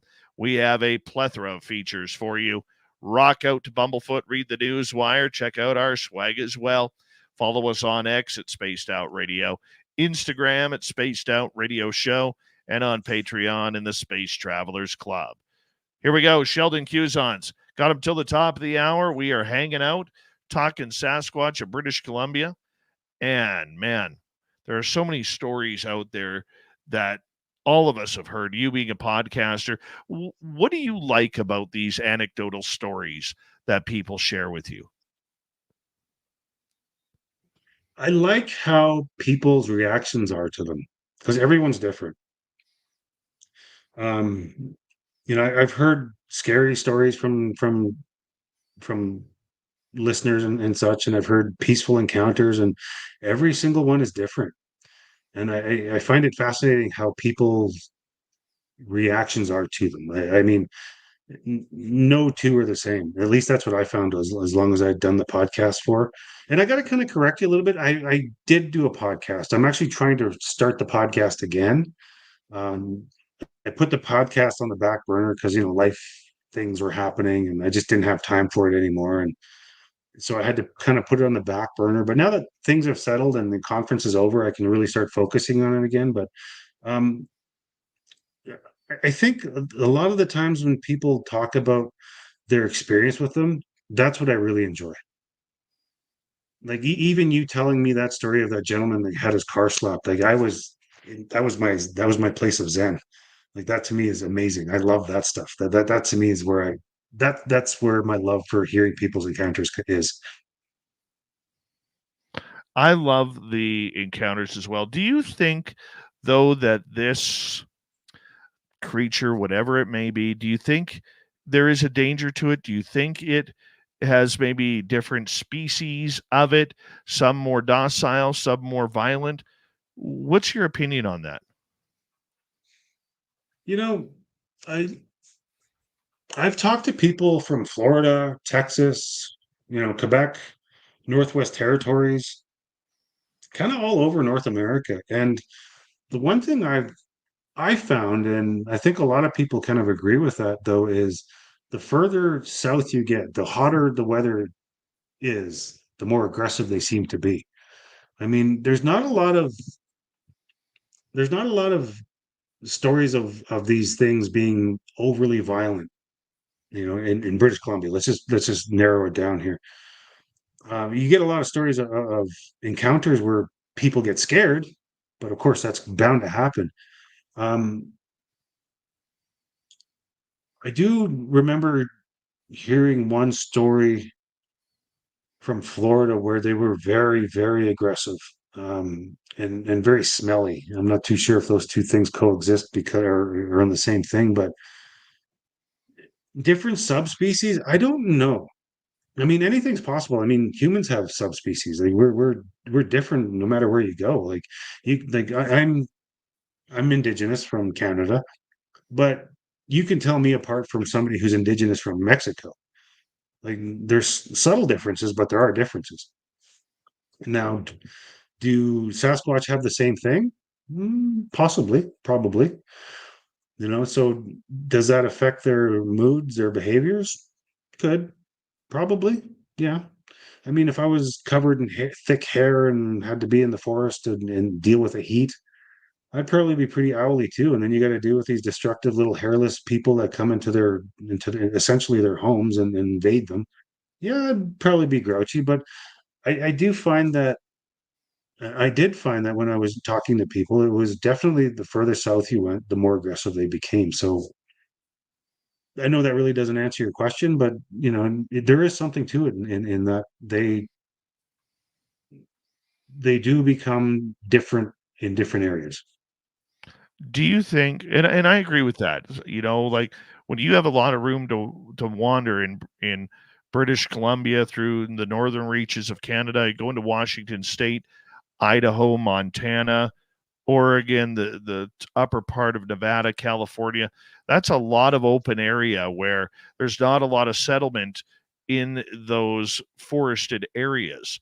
And you got a lot of free room to roam. But I mean, if you're down, say, on the Texas Bayou or the Louisiana Bayou, where you're dealing with crocodiles, or alligators, you're dealing with alligator gar, water moccasins, rattlesnakes, all sorts of animals that want to, that are just vicious. I could see where you would be a little upset. In the meantime, everybody's shooting at you down there or in certain areas. So, I mean, I could see where it would be very, very difficult and make a creature angry, but I look at it that it just seems like we're in a lucky spot here where they don't seem too upset. They don't seem to, pissed off, if to use that term. Probably shouldn't because we're on radio, but I will. I'm a rebel that way. I guess I kind of lost my train of thought there with everything, but I just think that we're lucky to be where we are, and I've talked to other people, like in our chat room, there's Super Duke there from World Bigfoot Central. I mean, he believes that there's a number of different creatures that all come from the Sasquatch family, but they are different types of creatures that some are very angry, some are not. It all depends on almost the breed. It's like dogs. There's not just one dog out there. There's many Yeah. breeds of dogs. What's your thoughts on that? Well, if we're gonna, it's hard for me to put pinpoint anything on that because, like I keep saying, I don't know for certain. This is just us kind of BSing back and forth about the subject matter, but yeah, it's definitely possible. I mean, why not? Like we're already dealing with something that's not supposed to exist, and I use that throw the old air quotes up again because these things do exist.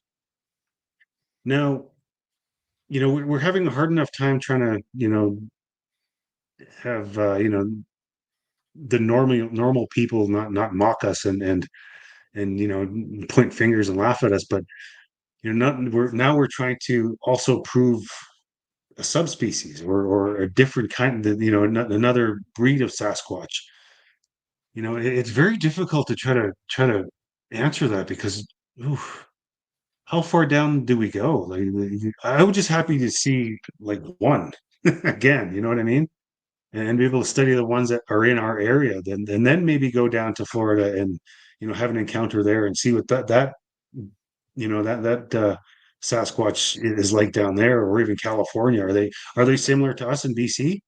Are they similar, or the Florida ones? Are they similar to the ones in Alabama or North Carolina? Who knows? Like I just don't know. It's hard for me to answer that. So you kind of put me in a. I'm going Oh, to write yeah. that down and I'm going to think about that. Let's get to some audience questions here because we want to try and get them in. Let's start off with Alice here, who is asking, Sheldon, what is the strangest thing you have seen a known creature doing while combing the woods? Oh, oh boy. I think the strangest thing I've ever seen, and we've already talked about it, though, is that everything kind of just stops. I mean, it's not normal for the forest to be completely dead quiet. And to me, that's really weird. Um, we never really had any interactions with much other, living beings in the forest other than, cows or deers or things like that. But um, to me, I think the thing was everything going quiet. That to me was really, really odd because it's just so weird. Like, yeah, that's yeah, good question. I never really thought about it. Whenever we've gone out, looking for Sasquatch clues or stuff, we never think about, any other type of species. We're never looking for deers or moose or anything like that. So it's never really been brought up. So yeah, that's a good question. But I think the only way I can answer that is just everything kind of stops and everything goes quiet, which is really odd for the forest. It's always eerie. Let's go to Ian over in the UK. Good morning, Ian. Do you think Bigfoot uses tools? Uh, yeah, I do. I don't think tools in the way we think they're tools. I think they do use um, trees as markers. I think they use branches as communication devices. The tree knocks come from somewhere. Yeah, I mean they could be slapping the trees. I don't know, but they could be banging two chunks of wood together. Um, you see the tree structures for one thing. I'm not entirely sure what those are for, but they use them for something, and that can be classified as a tool. To me, I think I'm not too sure, but I don't think they're using knives. I don't think they're using bows and arrows. I don't think they're using spears. I think they have been in themselves to be fast enough to catch to catch dinner, so they don't need to use bows and arrows or spears or things like that. Um, I'm not sure, to be honest. Past that, I think they do use the forest to their advantage, though. What do you think the wood knocks are for? I think they're definitely communication.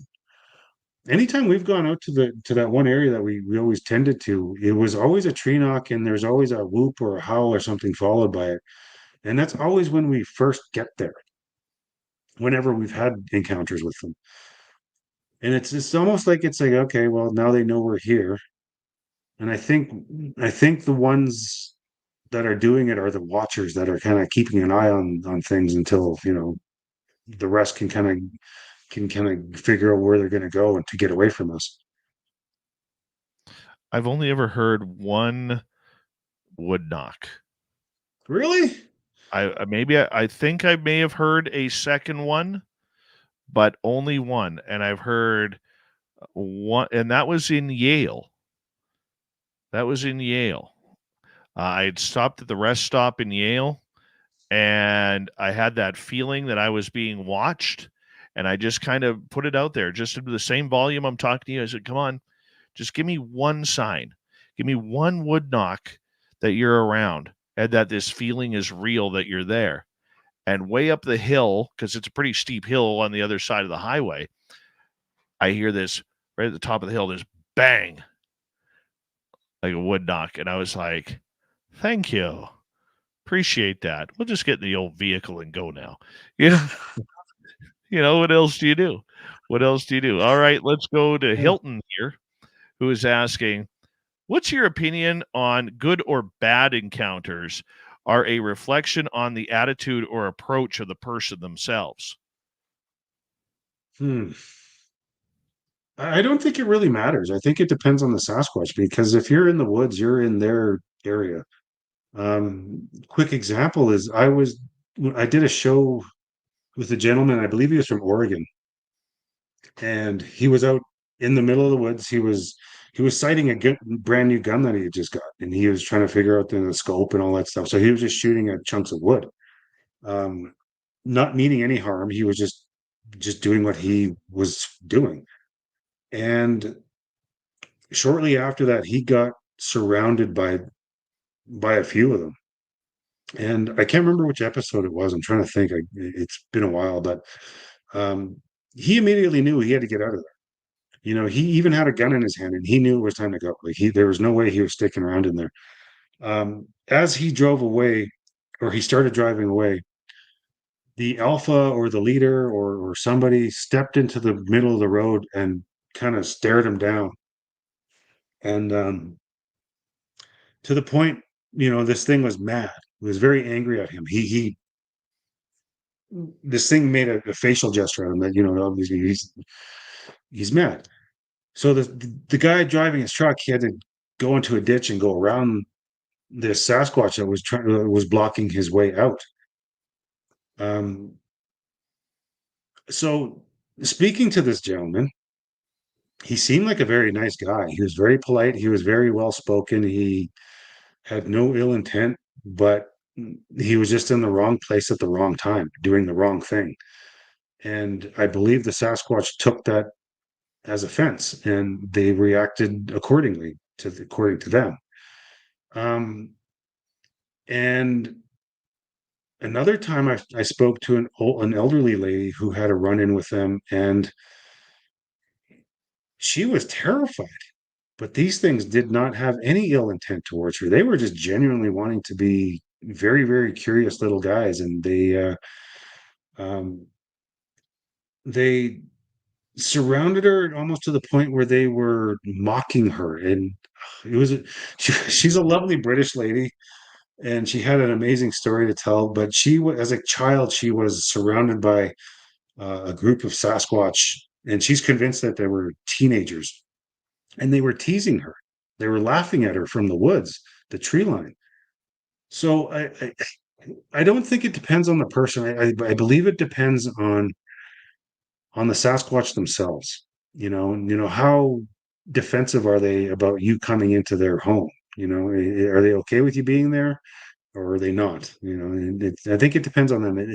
When we go into the woods, it's not up to us. There's a million things in the woods that can kill us.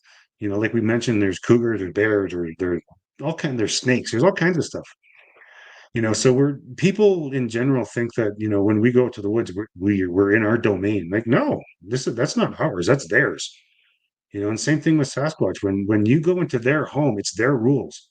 So you have to play by their rules. And if they don't want you shooting a gun, you're not going to shoot a gun. If they don't want you walking around in the woods, hunting, you're not hunting. It's their rules, not ours. And I think that's a big misnomer that people tend to have about Sasquatch, is that we as humans are very arrogant. We have these powerful weapons that can defend us, and we can go do what we want. And that's not true at all. Take the gun away and try going in the forest by yourself, and I guarantee you won't last a day. So it's up to the Sasquatch. It's up to them, not us. So I hope that answers your question. Let's go to Whoopoo here, who is asking, do Bigfoot and Yeti come from the same ancestry tree, or do you think they are all the same creature, just named different for different parts of the earth? Oh boy. Well, I'll give you what I think, but like I mentioned before, I don't know. I think they do come from the same genome. I think they all originated from some type of humanoid, obviously, some type of humanoid that evolved long before we were here. And, eventually they migrated to different parts of the world. I mean, you have the Yowie in Australia. Is that what they call it? The Yowie? Yes. Yeah. And what's the one in China? Oh, Yeren? the Yeren? Yeri. Yes. Yeah, okay. And then you got Sasquatch, but Sasquatch sightings aren't limited to North America. I mean, there's South American, there's Chinese, they're all over the place. So I mean, do I think they all came from the same place? Possibly. I mean, humans did. So I'd like to give you an educated answer, but I just can't because I don't know. But my guess is, yeah, probably. Yeah, I think they did. They came from one general place, and migrated much like we did. Let's go to one more question here. This one coming from Ian. I'm just going to rephrase it a little bit. Are you surprised that Sasquatch hasn't fallen into any of those old bear traps that could still be out there in the forest, still activated from, even 150 years ago?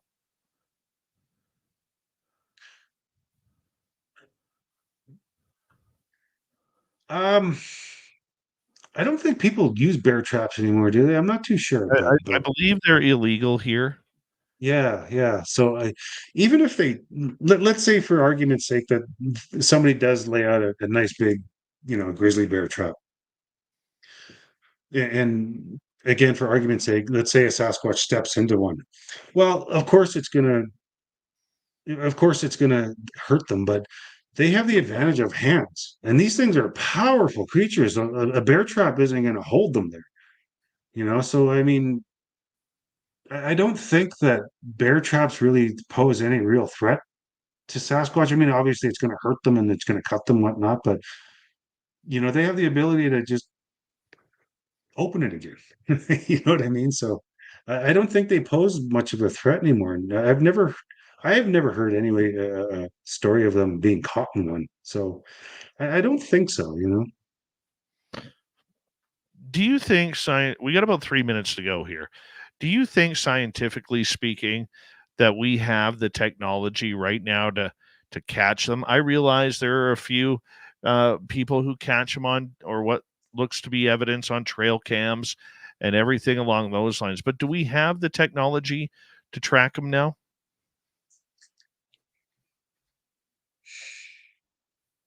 I'd like to say yes. But if I say yes, then that means that we're outsmarting them in their home, in their environment, in what they're comfortable with being in. And I can't, and that would mean that I'm speaking for them, for the Sasquatch, I mean, and I can't do that. I know people have plans in place to try to gather, new ways of gathering evidence. Drones come up a lot, amplified speakers come up a lot, that sort of thing. Do we have the technology? Probably. Do we have access to it? No. But I don't think that we're, you know, you can throw 1,000 drones up in the air, and I highly doubt you're going to get anything other than a cougar or a moose or a bear or something like that. I think they're just too smart. And like we talked about earlier, they have the ability to camouflage themselves, and I think they're beyond. I still think there's a few steps ahead of us when it comes to their ability to keep away from us. So, um, uh, I'd like to say yes, but I don't think so. I don't think it's there yet. Well, the main thing is we keep searching, and more importantly, have fun while we're doing it, because there's nothing better than being out in nature. Yeah, I agree, 100%. Do you prefer going out at daytime or nighttime? Oh, nighttime, definitely. Like look at that. Wow. I'm letting my hair grow, so it's kind of all over the place. That's why I'm wearing the hat. But there you go. But nighttime, definitely. We had so little action during the day. We had one kind of encounter that we had during the day that was really terrifying. But the screams, the whoops, the howls, the everything, the tree knocks all came at night. It was always a nighttime thing. So I'd much prefer to be out at night.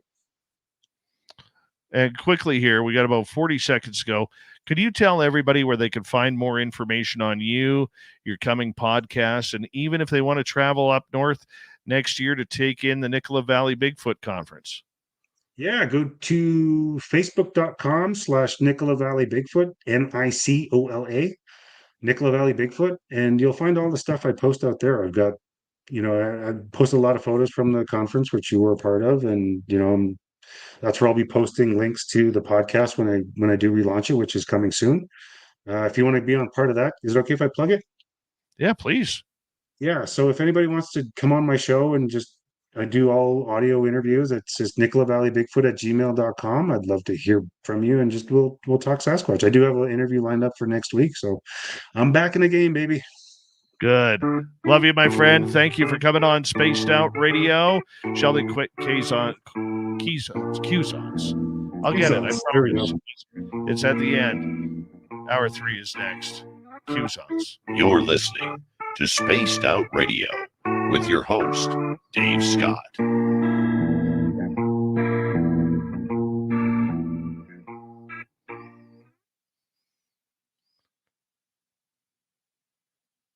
That's what I get for working 14 hours a day. Sorry about that, Sheldon. Great interview. Great interview. Much love to you, my friend. There we go. Yeah, thank you, bud. Thanks for having me on. I appreciate it. No problem. Let's do this again. Absolutely, yeah. And maybe I'll get you on my podcast. I'd love to. Love to. Just Right give me a on, call. buddy. All right, Yeah, brother. Okay. I'll let you Take do your care. thing, and I'm going to go lay down. All right. Take care, my friend. Okay, bye. Sheldon Quewezance, everybody. How awesome was he? He was amazing. Hi, little Jimmy Goodall. How are you, my friend? Much love to you. Hope your wife is feeling better. Danette Birch, how are you? And we'll be right back. So hot in here. Muggy.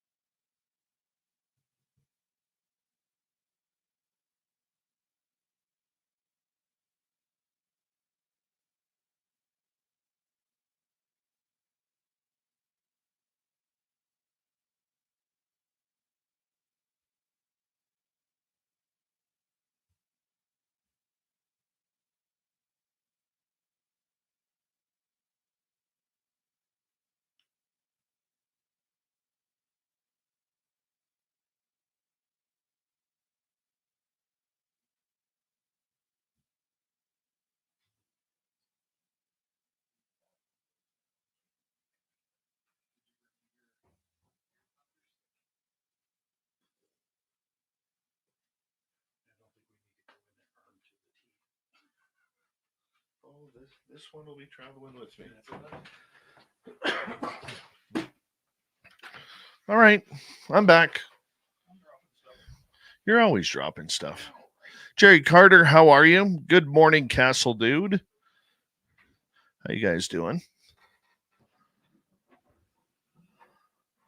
Who else is here? If you're new here, don't forget to hit subscribe, ring that bell. We're here 7 days a week for your listening entertainment. Hope you guys all enjoyed Jackie and Lee right before this show tonight. I better put your camera on. Oh, wrong one. Extra camera. All right, we got to move it over just a little bit here. There we go.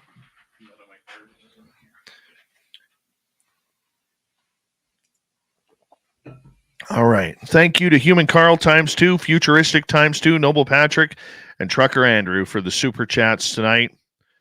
Greatly appreciate it. Here we go, everybody.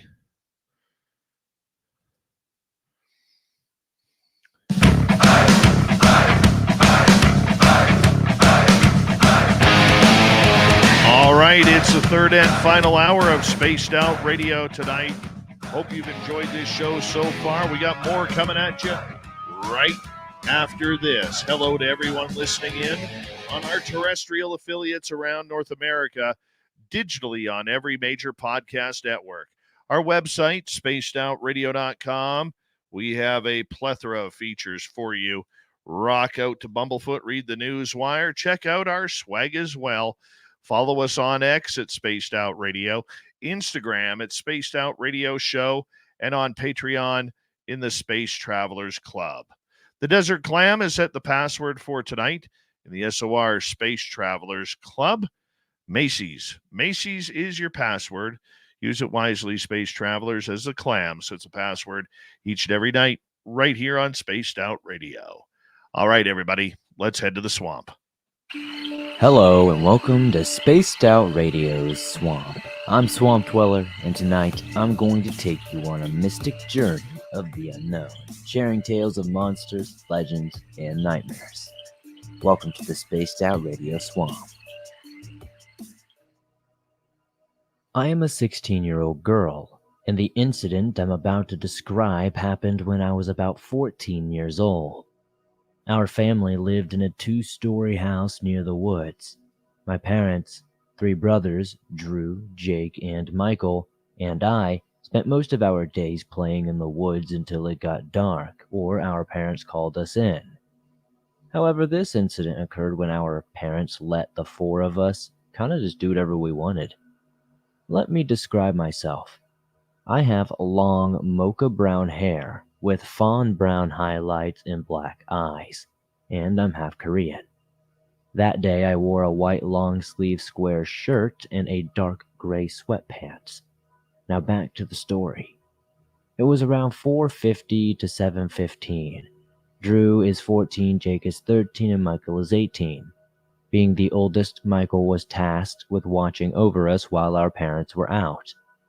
I was chilling in the living room, adjacent to a sliding door leading to the porch and into the woods that surrounded where we lived. Michael was on a call with his girlfriend, while Drew and Jake were engrossed in their video game in their room. 2 hours passed when I suddenly heard a knocking on the sliding door. I glanced over and there was nobody there. I ignored it and continued looking at my phone. However, the sound persisted, and I heard something hitting the sliding door. Curiosity got the better of me, and I got up to investigate. Foolishly, I didn't ask my brother to accompany me. As I opened the sliding glass door and peered into the forest to see what caused the noise, I spotted a figure behind an old, dilapidated tree. It was human-like, dressed in a black hoodie and blue-ripped jeans, with a white smiling mask covering its face. Instantly, I felt a surge of fear and was about to retreat when the figure darted towards me with alarming speed. I attempted to flee and run back, but the figure grabbed my hair, sending a shiver down my spine. I think my older brother Michael heard me scream because suddenly I heard a gunshot, and the figure recoiled, clutching its shoulder. Seizing the opportunity, I ran away from the assailant and found Michael holding a shotgun, aiming it at the figure. As the assailant looked at me, they quickly vanished into the woods. Michael came to check on me, making sure I was okay. I nodded my head, feeling relieved. 4 months later, a news report emerged about the capture of the exact figure whom I'd encountered. The individual had been involved in a 5th-degree murder, whatever that means. When I reflect on the incident, I still wonder how things might have turned out if I had been the target.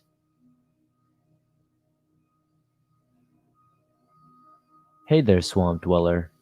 Remember not too long ago, I shared my encounter with what could have been a dogman. Well, last week I had another unnerving experience. I had mostly forgotten about my previous encounter, until now. It's important to note that we've been dealing with trespassers and illegal hunters in the woods next to my house for some time. To address a potential safety concern, I installed 3 cameras along the woodline behind my house, spaced every 20 feet or so. These cameras are facing into the woods. Moreover, there has been a recent clearing of trees in the woods behind my house, and someone has erected a cabin there, which is visible from my backyard. These 3 cameras are older models I received from a friend who no longer used them. They can only take about 30 pictures each and have film stored in them. I mounted them 8 feet off the ground and had only installed them about a week before the incident. It was around 7 a.m. on a Monday, and the sun was beginning to rise. I was pulling out of my driveway, getting ready for work, when I noticed something significant in white near the tree line. I got out of my car to investigate and found a deer skeleton. It had been completely gutted with nothing left, not even the eyes. At first, I thought it might be some sick prank, but I know everyone around here, and no one would do something like this. Upon closer inspection, I noticed slightly fresh blood on some of the bones. The trail of blood led toward the woods and disappeared at the tree line. I decided to check the footage from my tree cameras to see if they captured anything, but to my dismay, they were torn off the tree and smashed to pieces. The film inside was crushed and tangled beyond recovery. However, I found a small piece of golden fur on the edge of one of the cameras. It triggered memories of the encounter with the creature, leading me to believe it was responsible for this destruction. My mind was flooded with questions, and I felt disturbed by this whole situation. I reported the destroyed cameras to the sheriff's office and had the game warden come by to clean up the carcasses. The game warden mentioned they had never seen a carcass so thoroughly picked clean, with all the bones intact. I checked the cameras on my house, but unfortunately they didn't capture anything. The area where this happened was too dark and just out of sight, so I couldn't get anything clear. I'm not sure about the creature's intentions, but it's clear that it's aggressive and wants to avoid anything, and I don't want to be provoking it. I hope it doesn't decide to target me next. Otherwise, I might end up like that poor deer. I'll keep you updated if anything else happens. Thank you, Swamp Dweller, for another creepy story. If you want more just like that, head on over to YouTube and check out Swamp Dweller Reads. Over 300,000 subscribers on his channel. You know he's doing something right. All right, let's get to the UFO report. That is an interplanetary flying space saucer.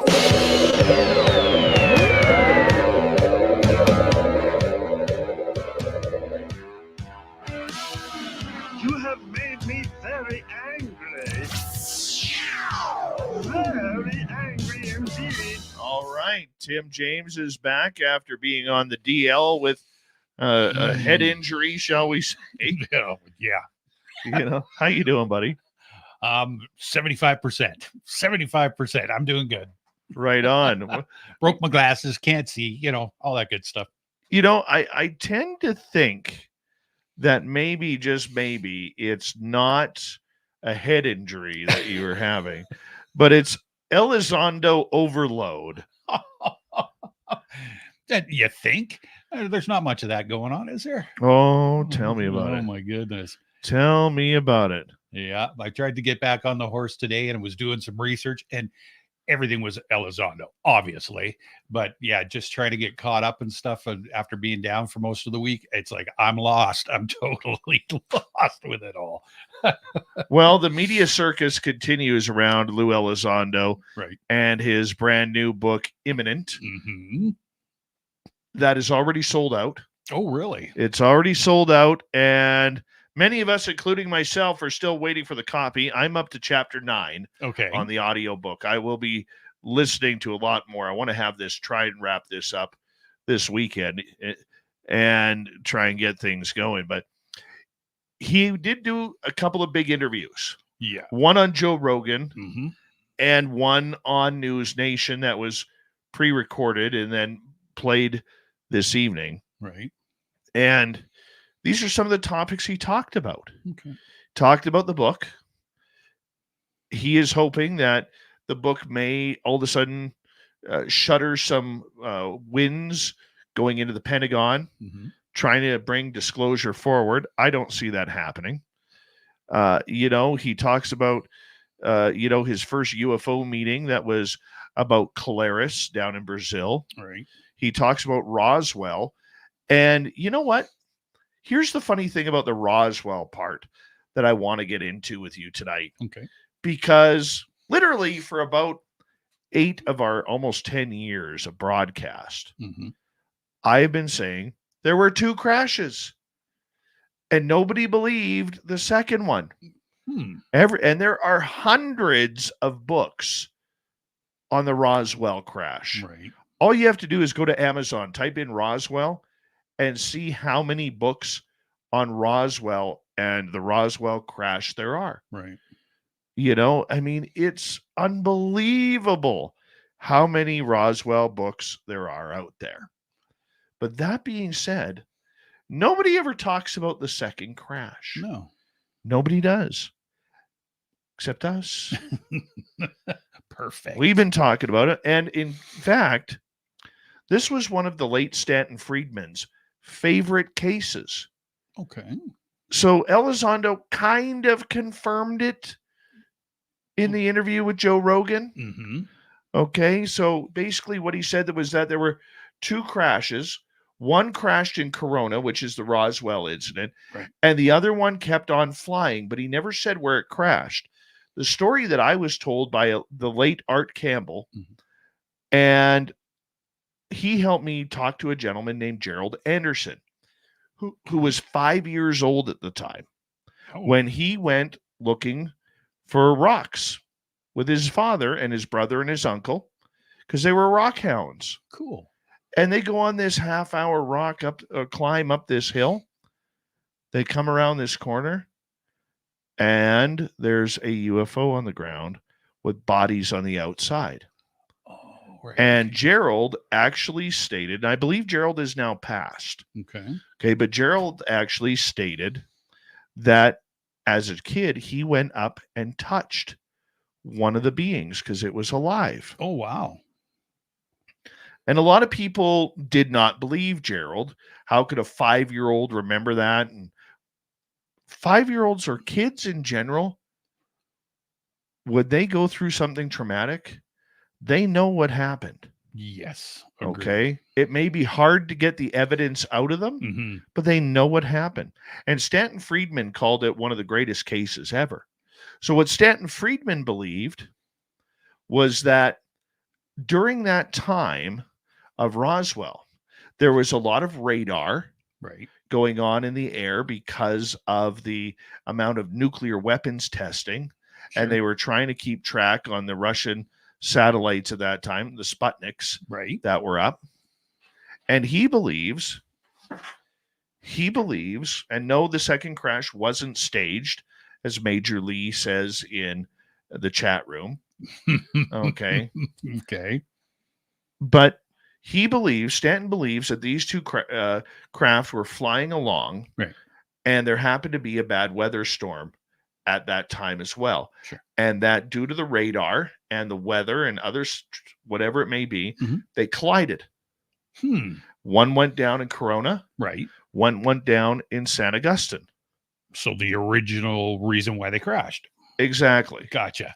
So with all of that happening, they believe that there was 2 crashes. Mhm.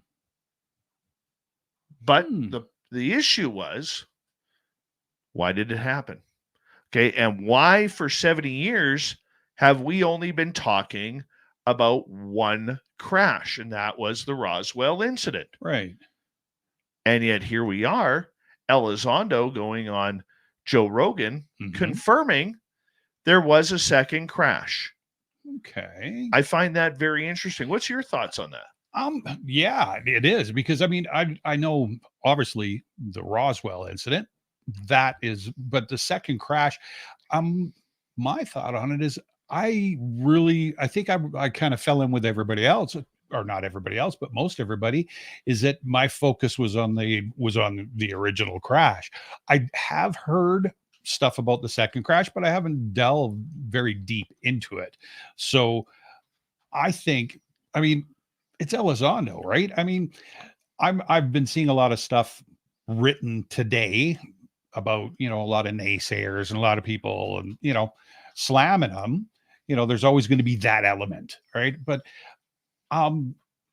yeah, I would say that my thoughts on it are, it's plausible. I mean, it obviously, and I mean, and not to say that Elizondo's the god of all UFOs and stuff like that, but in his book, and I think there's no reason for him to lie, I wouldn't think, right? And yeah, I'm just looking at it as a very good possibility. Well, you know what? I think it's very interesting. Yeah. I can't confirm or deny what has happened. I can only tell you by the information that I know that has happened with a lot of other people. Okay. Right. And what they have told me, and interviewing an eyewitness to that account. Sure. And it always made me interested. I remember even talking to Stanton Friedman about it on the air a number of years ago. And, it's very interesting. Yeah. As Elizondo once told my good friends, Ben and Joe over at UFO Garage, you don't bring a triaxle semi-trailer right for a weather balloon.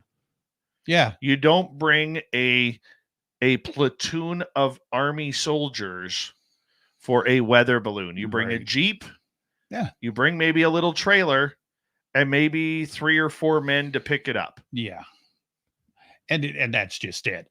I mean, you nailed it, right?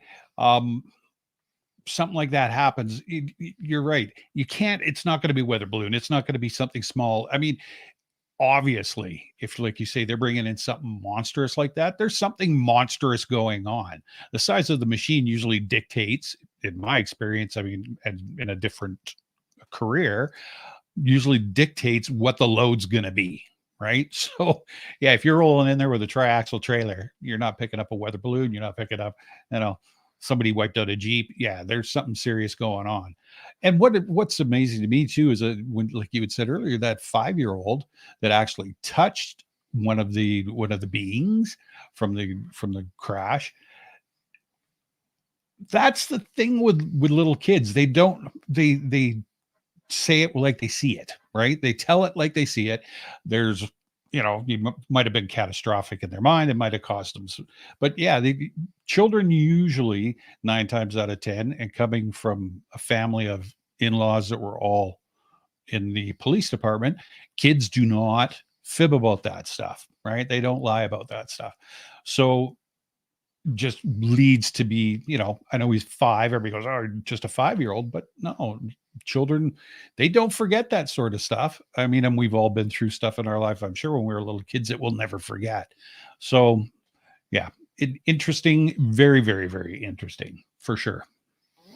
The other thing that he goes pretty heavy on is the fact that he believes, and he has kind of confirmed what David Grush has been saying, is that the United States government is in possession of non-human intelligence, right? These beings. And he doesn't, this is one thing that I'm confused about Elizondo. I'm curious your opinion on it. Okay.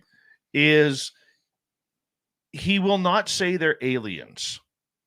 Okay. Right. Like he says, We're not sure if they are from outer space, if they're residents of Earth, maybe inner Earth, Mhm. maybe from a different dimension, Right. maybe a different timeline. He Okay. won't go and say specifically that whatever these beings are Mhm. from outer space. And I'm curious your thoughts about that, because I would say, like, we're not all going to agree with everything No, that he of says. course not. But to me, I don't see, unless there's some sort of dimensional shift, Mhm. I don't see a species on this planet that has the technology to maybe build it underground or somewhere deep in the ocean, Right. that they could be, hiding that technology elsewhere. I just don't get that. No. I First of all, to answer that, or to answer to your question, I'm not sure why you wouldn't call it alien, an alien being, or why you just refusing to say that, because with our technology, just the general public, our internet and all that sort of stuff, the world has got so much smaller.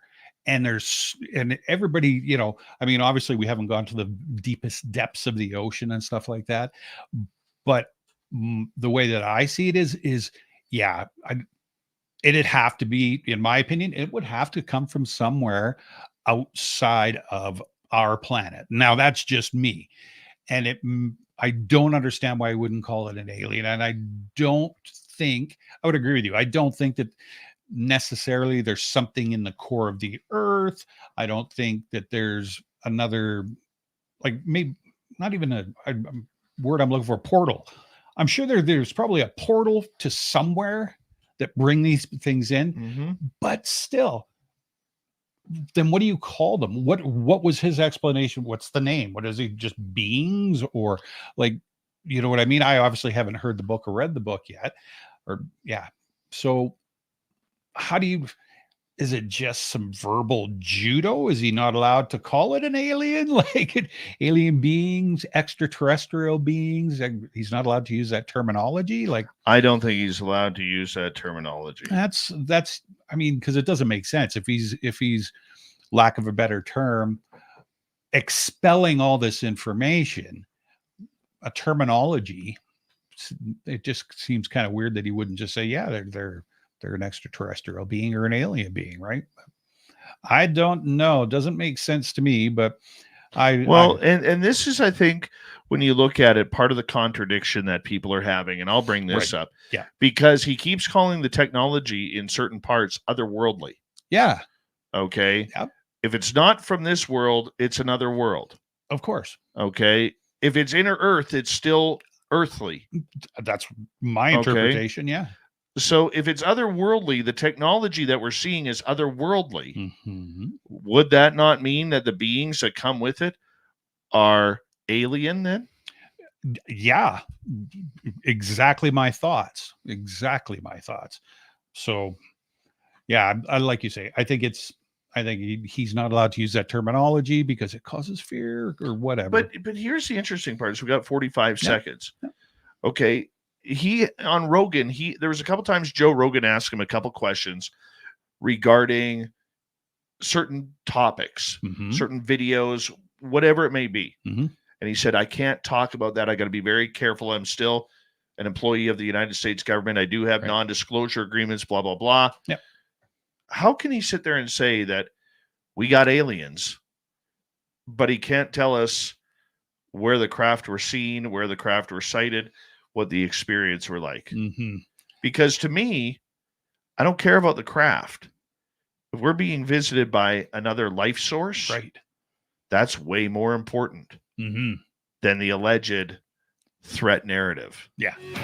We'll be right back with the final half hour with the UFO report. Tim James is here with us. Hope you're enjoying tonight. I sure am.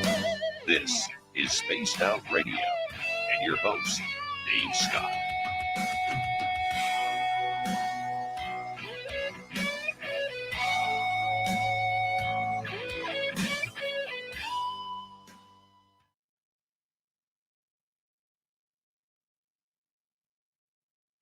Such a good tune to go home to. It is, right? Yeah, what did I read somewhere? When they sign those NDAs, I guess what they there's like a huge monetary fine if they step out of them and use terminologies and stuff. But the other thing is everything that they've worked for gets retracted. No pensions, no nothing, right? They just get. Oh yeah, never mind the jail time. Yeah. Never mind the potential jail time. Yeah. It's everything else that goes along with it too. Well, and we're just guessing what 50% of the people out there are family people. Yeah. Right. Like, man. Well, I mean, imagine working your entire life. Mm-hmm. And I'm not saying this to defend Elizondo. This is anybody. Yeah. Okay. There are thousands of people Mm-hmm. who work in Washington, D.C. Yeah. All right. Who are under some, or even private companies. Sure. Who are under non-disclosure agreements. Okay. Mm-hmm. And you break those. I mean, imagine ruining your pension. Yep. Never mind the health care, the dental care, Mm-hmm. the sick days, the amount of leave that you get. Yep. It's a very comfortable lifestyle having a government job, For sure. especially if you're in defense. Yep. And when you look at everything that you're going to give up, Mm-hmm. okay, by giving up something that you're not allowed to. Yeah. I'm not doing it. No. You know, I mean, when you are what's his position, G15 or something like that, Yeah, which was the highest rank. Yeah, I think that's around $175,000 a year to $200,000 a year American. Cha-ching. Okay, Yeah. that type of money, you are putting away big time money for your retirement. Oh, 100%. Okay, you're putting away big time money for your retirement. Mm-hmm. And you're investing in things. Yeah. And imagine all of that being wiped out because you break an NDA. Yeah. And it's such a simple phrase because a company I used to work for, we had certain things we weren't allowed to talk about, and not top secret, but they just didn't want it. So the big term, breach of trust. Mm-hmm. And that's huge from a labor standpoint. When you walk in and you say, you know, whatever, you're the employer, and you say, yeah, well, you know, this is a breach of trust case. Everybody takes it so serious because, you know, and they get themselves all jacked up before it even to hear the whole story. Right? It's like, holy. Oh, I hear you, man. Yeah. I hear you. Look, love or hate Elizondo, Mm-hmm. whatever your opinion is of him. Yeah. Okay. And we have people in our chat room who love him, yeah, and people who think that he is a phony. And that's okay. Okay. That's exactly. Perfect. That is okay. Mm-hmm. But the main thing that we have to realize outside our community right now, Mm. there is a big media blitz on UFOs. Oh. It is forcing those people in Washington, D.C. Mm-hmm. who do not want disclosure, okay, yeah, that they are panicking over the popularity of this. Yeah. And even though we don't have an interview date booked with Elizondo yet, we are working on it. Okay. Their PR company right now is hitting all the right sources. Oh, for sure. Where the public goes. Joe Rogan's got millions of YouTube subscribers. Oh, yeah. Chris Jericho, the wrestler, has millions of subscribers. Yeah. News Nation has been a leader on it. CBS News and all of the news outlets that have been picking this up, the morning shows that for some ungodly reason that nobody knows why get incredible ratings. Yep. They are tackling those. Okay. And good on them for it. Absolutely. Right. Good on them. Yeah. You know? So. Yeah, no, for sure. We'll get our turn. He's on this weekend on Sunday, I believe, on Coast to Coast AM with George Knapp. Oh, cool. All right. Yeah, so when you're done listening to Sweet Robbie G, tune into Coast. I don't normally plug Coast to Coast, but this is going to be a good one. Yeah, no doubt. Yeah. Big thank you tonight to Human Carl and Futuristic, each with 2 super chats tonight. Noble Patrick, thank you. And Trucker Andrew, we appreciate your love. Don't forget you can shop at our Spaced Out Radio store, people. Tim, what don't we have? We do not have ugly swag. That's right. Can no I, ugly swag. Can I wear it to a garage sale? No, because it's too nice to wear.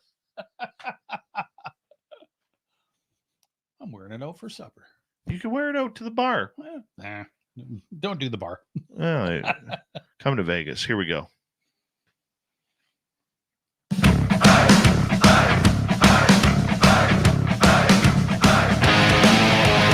Here we go with the third and final hour, or final half hour of Spaced Out Radio tonight. My name is Dave Scott. Very much appreciate you tuning us in and allowing us to bring the Lou to you. Reminder to all of you that if you missed portions of this show or others, check out our free archives by going to youtube.com/Spaced Out Radio. Do old Davey the favor. Hit that subscribe button. You can follow us on any major podcast network for free as well. Our website, spacedoutradio.com. We have a plethora of features for you. Rock out to Bumblefoot, read the news wire. Check out our swag as well. Follow us on X at Spaced Out Radio, Instagram at Spaced Out Radio Show, and on Patreon in the Space Travelers Club. Yeah, it's Lou all day, all night. Lou Elizondo's book, Imminent, is out. He's doing the media tour, the media blitz, and every day it seems to be something new that he is talking about. Heavyweights like Ross Coulthart from News Nation, Joe Rogan, and many others who have podcasts and radio shows and media outlets are going crazy over his book Imminent right now. And you know, one of the things that he said, and he said this on Joe Rogan, not sure if you heard it or not, was that he wouldn't say where this incident happened. Okay.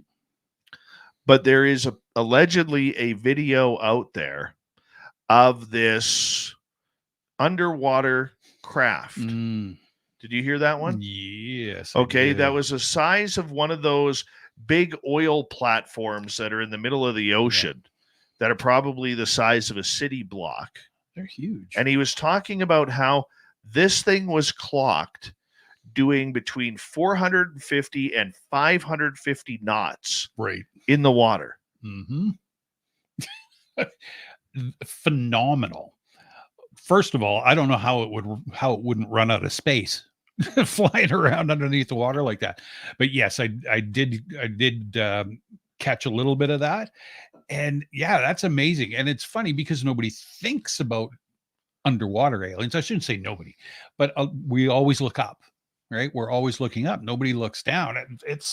That's interesting because that's one of my curiosities is what's in the ocean? What haven't we seen down there? And I mean, what's that? 550 knots. That's I don't even know what that is. I can't calculate. I'm going to calculate. Yeah. That. Convert knots to miles per hour. Right. All right. So 1 knot is 1.15 miles per hour. So let's go 550 knots is 632.93 miles per hour underwater. Holy. That's almost double I think that's over double the speed of a torpedo. I'm thinking you're right. Yeah. But how that? Yeah. Blows my mind. I mean, I'm totally interested. I'm not even doubting it, but just the navigational skills and stuff. Yeah. So the fastest torpedo ever recorded that we know of is the VA-111 Shkval. Okay. It's Russian. Yeah. And it can do speeds in excess of 200 knots, which is 370 kilometers an hour or 230 miles per hour. Right. Holy, that's moving. So you're looking triple that. And the size of a city block. That's incredible. Like I say, I did hear about it and I did read a little about it, but thinking about it, the wake and like the disturbance it must cause or it must have caused, I would suspect it to be really evident flying through the ocean at that speed. Like, I don't know what the depth was, but still, that's crazy. But again, like I say, I really thought a lot about that, and I like the idea, or like knowing about the idea that they're, everybody thinks they're coming from the sky. Well, could they be under the water? Could they be in the ocean? That is so cool. All right. And, who knows? I don't know because like I say, I haven't read the book and I didn't get to listen to a lot of stuff while I was off, but it'd be interesting to find out what people are saying. Now, I heard that the video or something of it was a high definition video as well. So everybody's yip yapping about it. And I'm just wondering if it'll come to fruition. We'll be able to. Oh, by the way, your wife is in the chat room cranky with you right now. Uh-oh. WTF, you're still awake? Yes, my love, I'm still awake. Yeah. You're still awake? Yeah. All I'm saying is at Solstice Tea Room and Ganachery, or however you pronounce that word. Mm-hmm.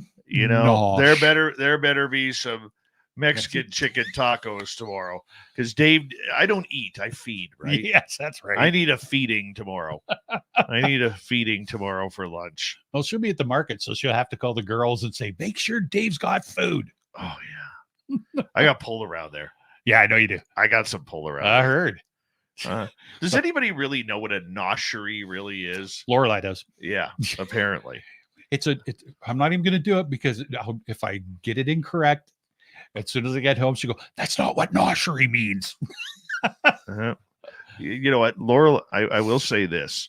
Lorelai and I are going to be sitting down very soon. She is actually in the process of creating our own Spaced Out Radio teas. I tried what she called the Sasquatch tea. Yes, isn't that good? Oh, you've had it too. That's right.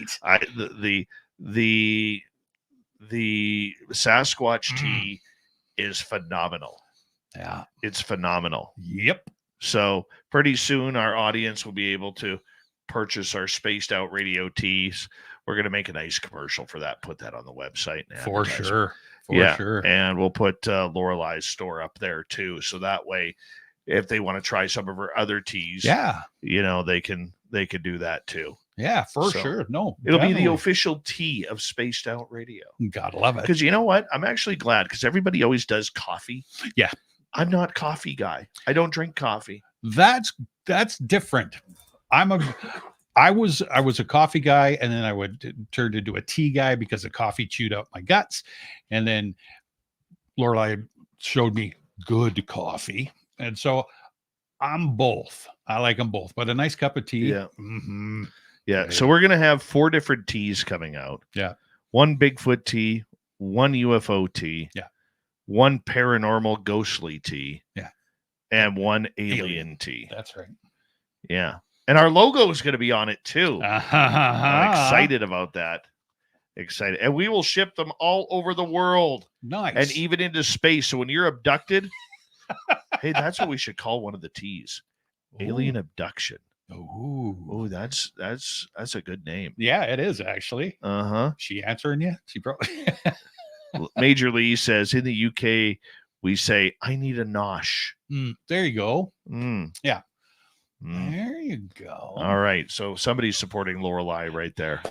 Perfect. Excellent. Right. So where were we? No. Something about Elizondo. Yeah, with tea. We're in the tea thing now. Yeah, we were talking about that USO. Yeah. Going 632 miles an hour under the water. Yeah. Like I say, it's astonishing to me, the size of it going that quickly in the water or underneath the surface.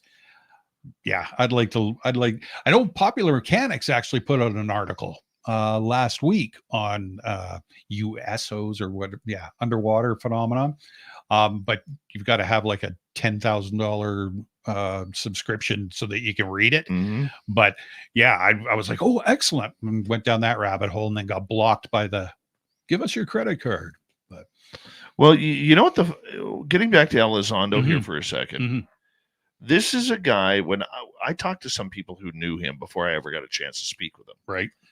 And this was a guy, people saying this was a guy, when you talk to him, You can't talk woo with him. Right. He Okay. will not take you seriously. Stay away from the woo. Okay. And now, with the book, what do we have? There is a plethora of woo inside this book, talking about the hitchhiker effect of people taking home attachments after being at Skinwalker Ranch and other weird places, talking about how he was having orbs in his house. Oh, wow. And that the orbs were all over. They were all different colors, and some were changing colors. They were talking about all sorts of alien abductions and implants, how they were trying to study what the implants were. And one, even though they pulled it out of a soldier's body, that it was still moving on the outside after it had been retracted from the person. Yeah. You know, this is good woo, guys. Yeah. I mean, people complain about this show, especially in our community, about that we talk too much woo. Elizondo just elevated the woo as true study. Yeah, for sure. Woo-a-palooza. Yeah. Total woo-a-palooza. That's a t-shirt. There we go. Hold on, writing that down. Woo-a-palooza. Woo-a-palooza.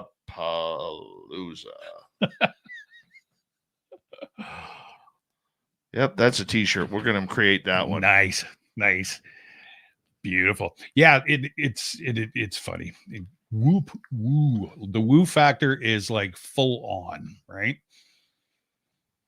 No, but I mean, these are, I think what it does with him talking about this is for the last number of years, talking to a number of different researchers. Right. We've actually heard them discussing the fact that everything seems to be interconnected. Yeah.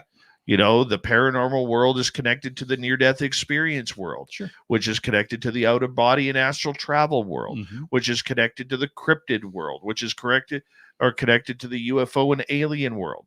It's all one phenomenon. And I think Elizondo is starting to sew that together. I was wondering about that, like obviously before the book came out, and I was wondering if there was going to be that sort of effect, if there was going to be that, like you say, the push with the media where nobody can deny that it's on, like it's just you're being inundated by it, which is fine by me. But yeah, I wondered that the whole time. And obviously, like I say, I don't have the book. I haven't ordered the book, but will that bring everything together? Will it possibly put some missing pieces in so that we can connect dots or whatever, right? So it's interesting to see what's going to happen, and the government, what are they going to do about it? Like you say, there's so much stuff going on right now, and okay, like it's a woo factor to a certain degree, but how far is this going to push? How far is this going to? Right. I'm wondering now, though, if we are going to see Elizondo get called into these congressional hearings. He has now publicly stated that he will testify. Perfect. With what he knows, that he will testify and give up the goods that, you know, he has to in a skiff, or what he could say publicly in any more hearings. That's what I want to see. Yeah. Okay. I'm very interested because I think that this is going to take off for him. Okay. Good or bad, it's going to take off for him. Just like David Grush has gone quiet. You notice, if you notice a timeline, Elizondo was really loud for a couple of years. Right. And then he went silent. And in the meantime, David Grush picked it up while Elizondo was silent. Well, Grush has gone silent. Yeah. And now we have Elizondo again. And I'm still surprised that Elizondo hasn't testified in front of Congress. But we are going to see that likely if they call him. And I think they have to at this point. I agree. Yeah. I'd like to see that too, because the testimony, the questions, like, I think it's going to open up a whole nother can of worms. And I mean, and I don't want to say arrow, but yeah, you know, there is enough stuff out there. And judging by what I think all of us have read and seen and heard, and and with Lou's book coming out, yeah, it's inevitable. To me, it's inevitable that this will all come to a head at some point, and they're going to have to take it seriously, and people are going to have to, they're going to have to let us know, or let people know. They're not going to have a choice. I don't think they're going to have a choice. I think there'd be too much pressure, far too much pressure, and yeah, I don't know to what extent, for example, but yeah. Well, it's going to be interesting because Arrow and their new head has already come out saying that a lot of the stuff that Elizondo is saying hasn't been proven. We have no evidence of what he is saying. Yeah. I mean, these are people who are in equal positions. One saying it's real, the other one saying it's not real. Right. All right. Are we at the beginning of seeing the persecution, if we could use that word, right, of Lou Elizondo, where they try and, put him up on the crucifix? Yeah, burn him on. Yeah. I don't think so. I think it'd be silly if they tried. I really think they'd be stupid because, yeah, I think that he is going to, he's opened up another, set of doors. And I think that he will probably get the ball rolling. I think this is, again, I hate repeating myself. I think there's an inevitability to it. I think that there's too much focus. What are they going to do to deviate the focus? Normally, like we've all thought about it before. The government deviates the focus and from, it was a weather balloon, or don't worry about this, but look over here. We're opening up a new SeaWorld. Like, totally exaggerating, but they aren't going to have very many avenues to keep, besides saying, no, it's nothing, thank you. They can't hide, I guess is the best word for it. It's all got to come to a head at some point. Well, the other interesting part in the amount of information that came out in these interviews was during his interview with Ross Coulthart on News Nation, where Elizondo actually called out military defense contractors, right, like Lockheed Martin, Northrop Grumman, Boeing, Raytheon, just to name a few, saying that they are all working on alien technology, trying to reverse engineer it on crash retrievals. Yeah. And Elizondo went as far as to say that at one point, alien biosamples, or from these non-human intelligence, right, at one point were being scientifically examined at Fort Detrick U.S. Army Base in Maryland. I mean, that is large. You know what it does? Never mind Fort Detrick, because the U.S. Army will just deflect that by ignoring the subject. Yeah. But if I'm in Lockheed Martin and part of Lockheed Skunk Works, or Northrop Grumman or Boeing or Raytheon, if I'm the PR person on that, there's a few phone calls being made saying, what do we do with this? Now, we know they're going to be silent because they're too big. Sure. They don't have to say a thing. No, true enough. They don't have to respond. Like if it was a smaller company, they would likely have to respond. Sure. Or a governmental entity would have to respond. Yep. Because they are private. They don't have to. But I could guarantee that little statement there, coming out on a Friday afternoon, has caused a weekend of discussion for the PR team, the HR team, and the CEOs who are having to discuss this. It's a nightmare, and they're still awake. I'm still surprised that he, through his NDAs, was able to say that. Yeah. Well, apparently, I guess in the forward of the book, it's he's got a disclaimer, and I mean they had the book for a year. The government, from what I'm understanding, is that they had the book for a year. So, what's written in the book and what he can say? I mean, I guess they've given him a okay to do it, but I'm not sure. going to be interesting for sure. I think this is just the tip of the iceberg. I think things are going to get rolling along here pretty good. And like you say, you're a private contractor, like these private contractors. Yeah, they don't have to answer to anybody except their boss, the people that have contracted them. But I think, yeah, what do I say to the public when this all just came out? So yeah, it's going to be HR nightmare, and these guys are going to have a lot of fun trying to deflect, or like you say, not saying anything at all. So, Well, we got about 90 seconds to go, mhm. maybe 2 minutes. What's your final thoughts on everything?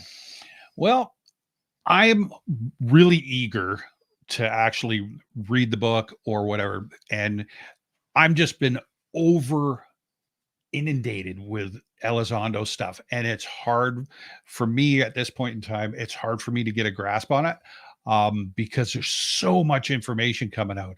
I need to sit down and start at page 1 and work my way through, but I'm excited about it. I'm interested to hear more about it. And yeah, like I said to you when I first came in today, what chapter, where are you at? You're in chapter 9 or whatever. So don't want to have it spoiled for me. Don't want to all that sort of stuff, but I would actually like to read the book and see what he has to say. And again, they can't keep running and hiding from it. I think this is going to be a good start to hopefully start opening some doors and at least get some confirmation and some answers. Well, that's a good way to end it, because this story is not going away. Mm-mm. This is still the beginning. We're only on chapter 1 of his media tour. Right. Chapter 2 is starting this week. Mm-hmm. And we have to be really prepared for anything else that comes out, because I have a feeling there is more about to come out. And it's going to be very interesting to see how much Elizondo says. Yeah. And especially, now we have to watch for whether or not he gets called in front of Congress. Yeah. It's going to be absolutely great. Tim James, thank you for a great UFO report tonight, hanging out with us. Pretty easy topic indeed. As we say hello to Mr. Ron Bumblefoot Thal, rocking in the background with Little Brother is Watching. Bumblefoot is the official music of Spaced Out Radio, rocking us in and out of every single show. Get your horns up for the guitar god himself. Special thanks to everybody listening in at work, at home, in your cars, wherever you may be. Thank you to everybody listening in our chat rooms, YouTube, Twitch, LGAP, Facebook, Spreaker, LinkedIn, the Space Travelers Club, and on X, hashtag Spaced Out Radio. Remember, this show is copyright by Spaced Out Radio and SOR Media Ventures Limited. Thank you so much for choosing to share your evening with us, because together, my friends, we're watching. We own the night. Mr. Bumblefoot, we need a favor. We need you to take us home.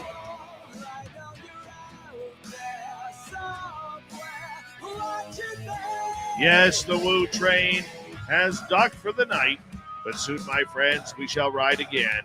Your seats are always available. Your tickets never expire. And if you want to bring a friend, we've got room for them too. Good night, everybody.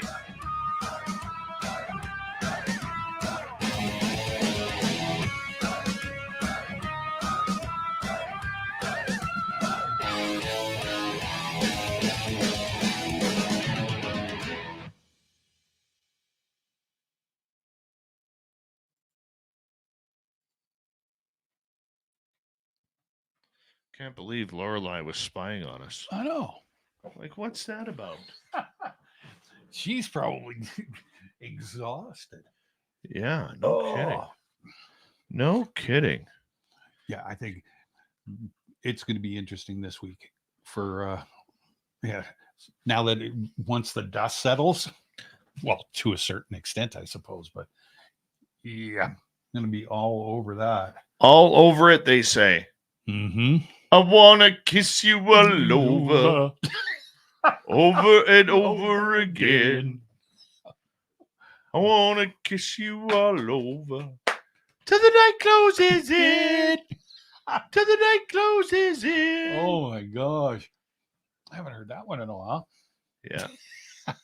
By the way, Lorelei, I know you're going to be tired tomorrow, but you are more than welcome to come out in the forest and play with us. Till the night closes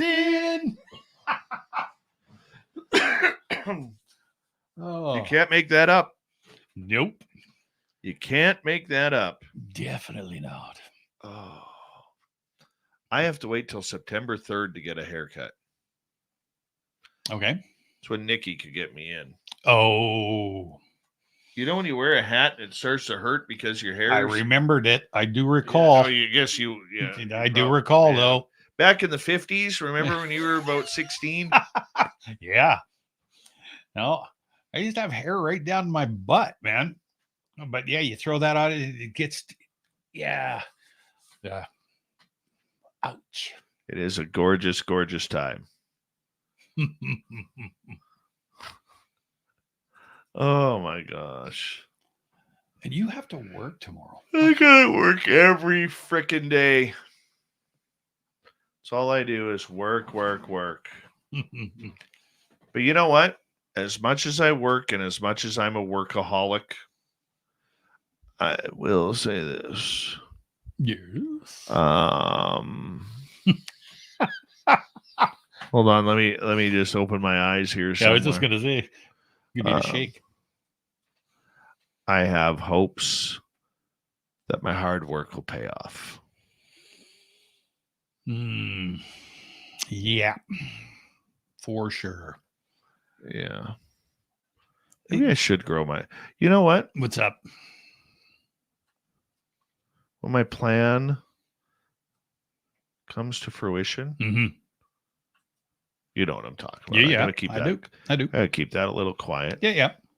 But when my plan comes to fruition, Mm-hmm. I think I'm going to grow my hair again.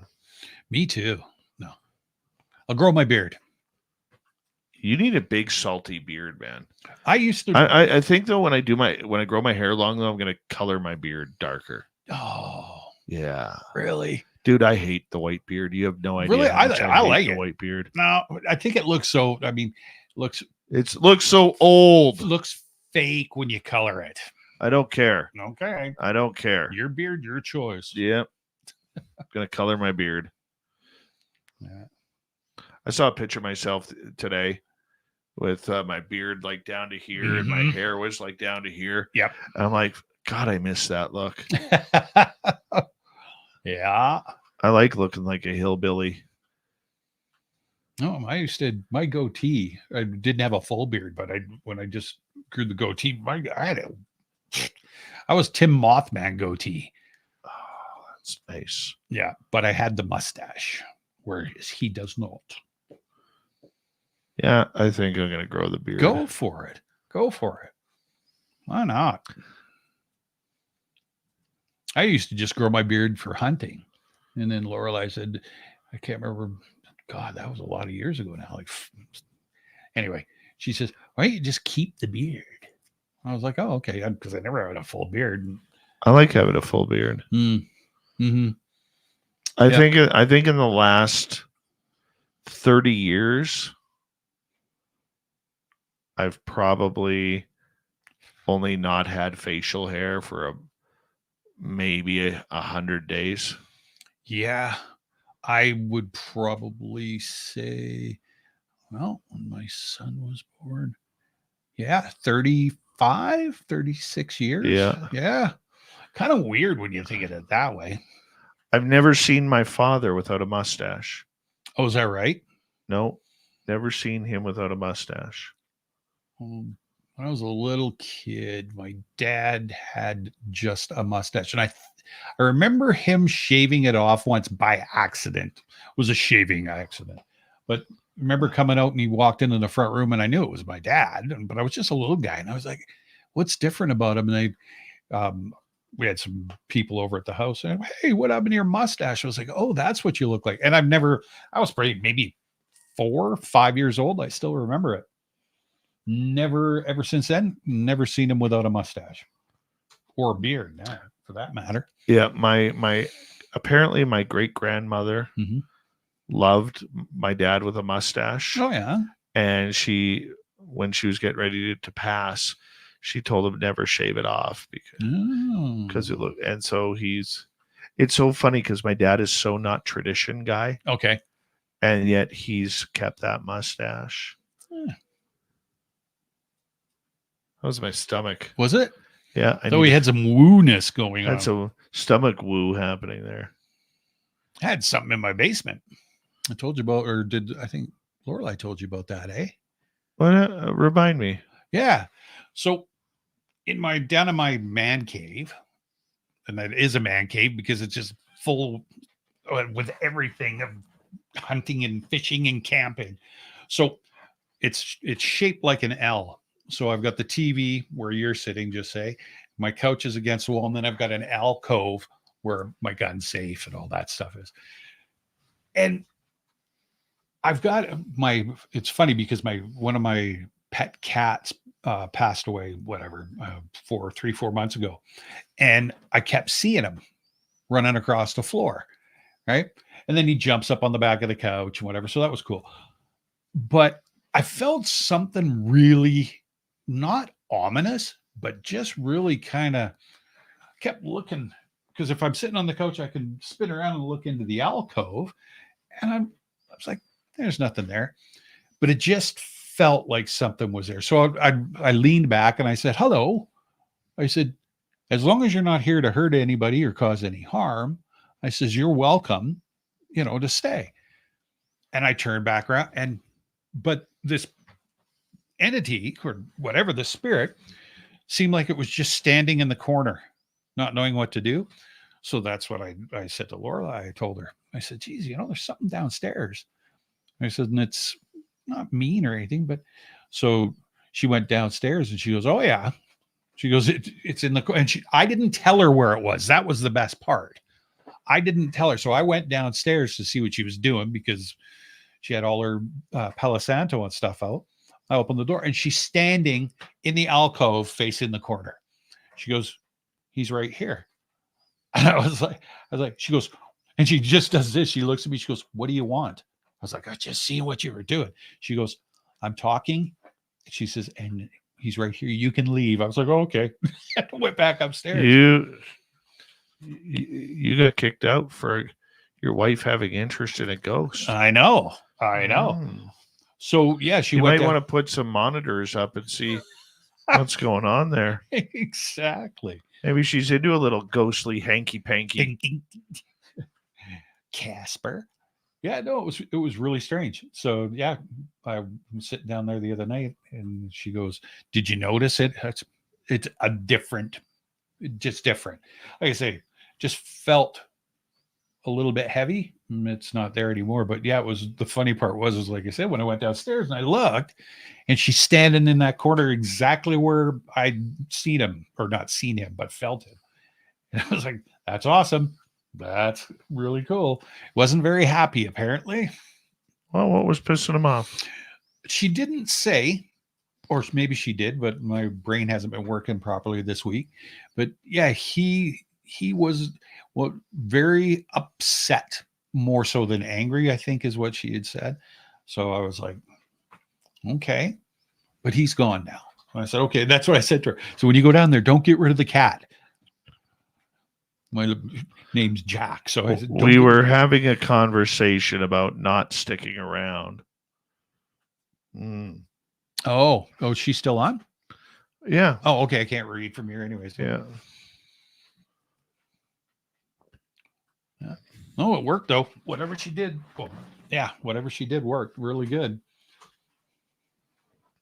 No, she basically said to him, I'm going to bite your head off if you don't get out of here. Yeah. No, it worked. No Mexi chicken tacos for you. That's what she told him. That's good because they're wraps. I don't care. You just love them. You know what? I can actually taste one right now. Every time I mention them, I can actually taste them. Hang on a second. Oh, I don't have the shop key on it. Or don't have her key. We could sneak down and imagine how that'd go. Yeah.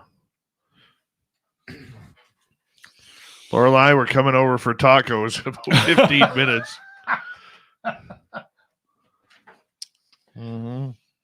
Well, have you been into the shop when she's making them in the back? No. Oh my gosh. She tried to get me to take this hippie juice the other day. The hippie juice. I don't know what it was. All I know is that if I would have drank it, it was hippie iced tea. Oh, yeah. Gluten-free iced tea? No. Probably. Quinoa iced tea. Quinoa iced tea is what she was trying to feed me. Oh. And yeah.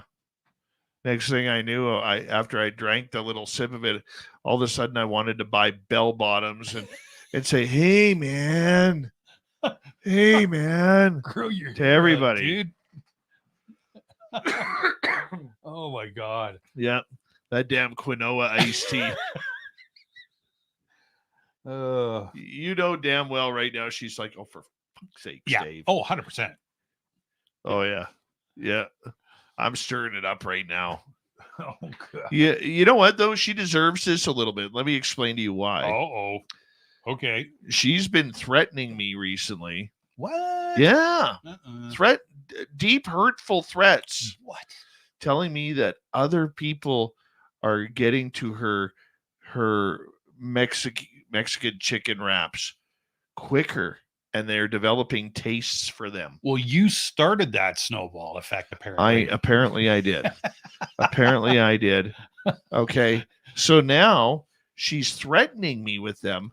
What? Yeah. Threatening me, saying, "You better get here and get one, or I'm going to sell out of them again." You know, I said, "Can't you just put my name on it?" You know what she said to me? "I don't know how to spell Dave." It should be just an automatic. Make a half dozen, make 7 of them. Well, I mean, you know what? You would think we're friends that she might do that. Yeah. You know, make 7, put 6 in the display case, and 1 put away for Dave. Mm-hmm. So I'm thinking. I'll tell you, the gluten-free Nanaimo bars this week. Yeah. Fantastic. Fantastic. Dave's a happy man with the Nanaimo bars. Nice. Yeah. Nice. The Nanaimo bars or the Millionaire bars? The Nanaimo bars. Have you not tried the Millionaire? I don't stray.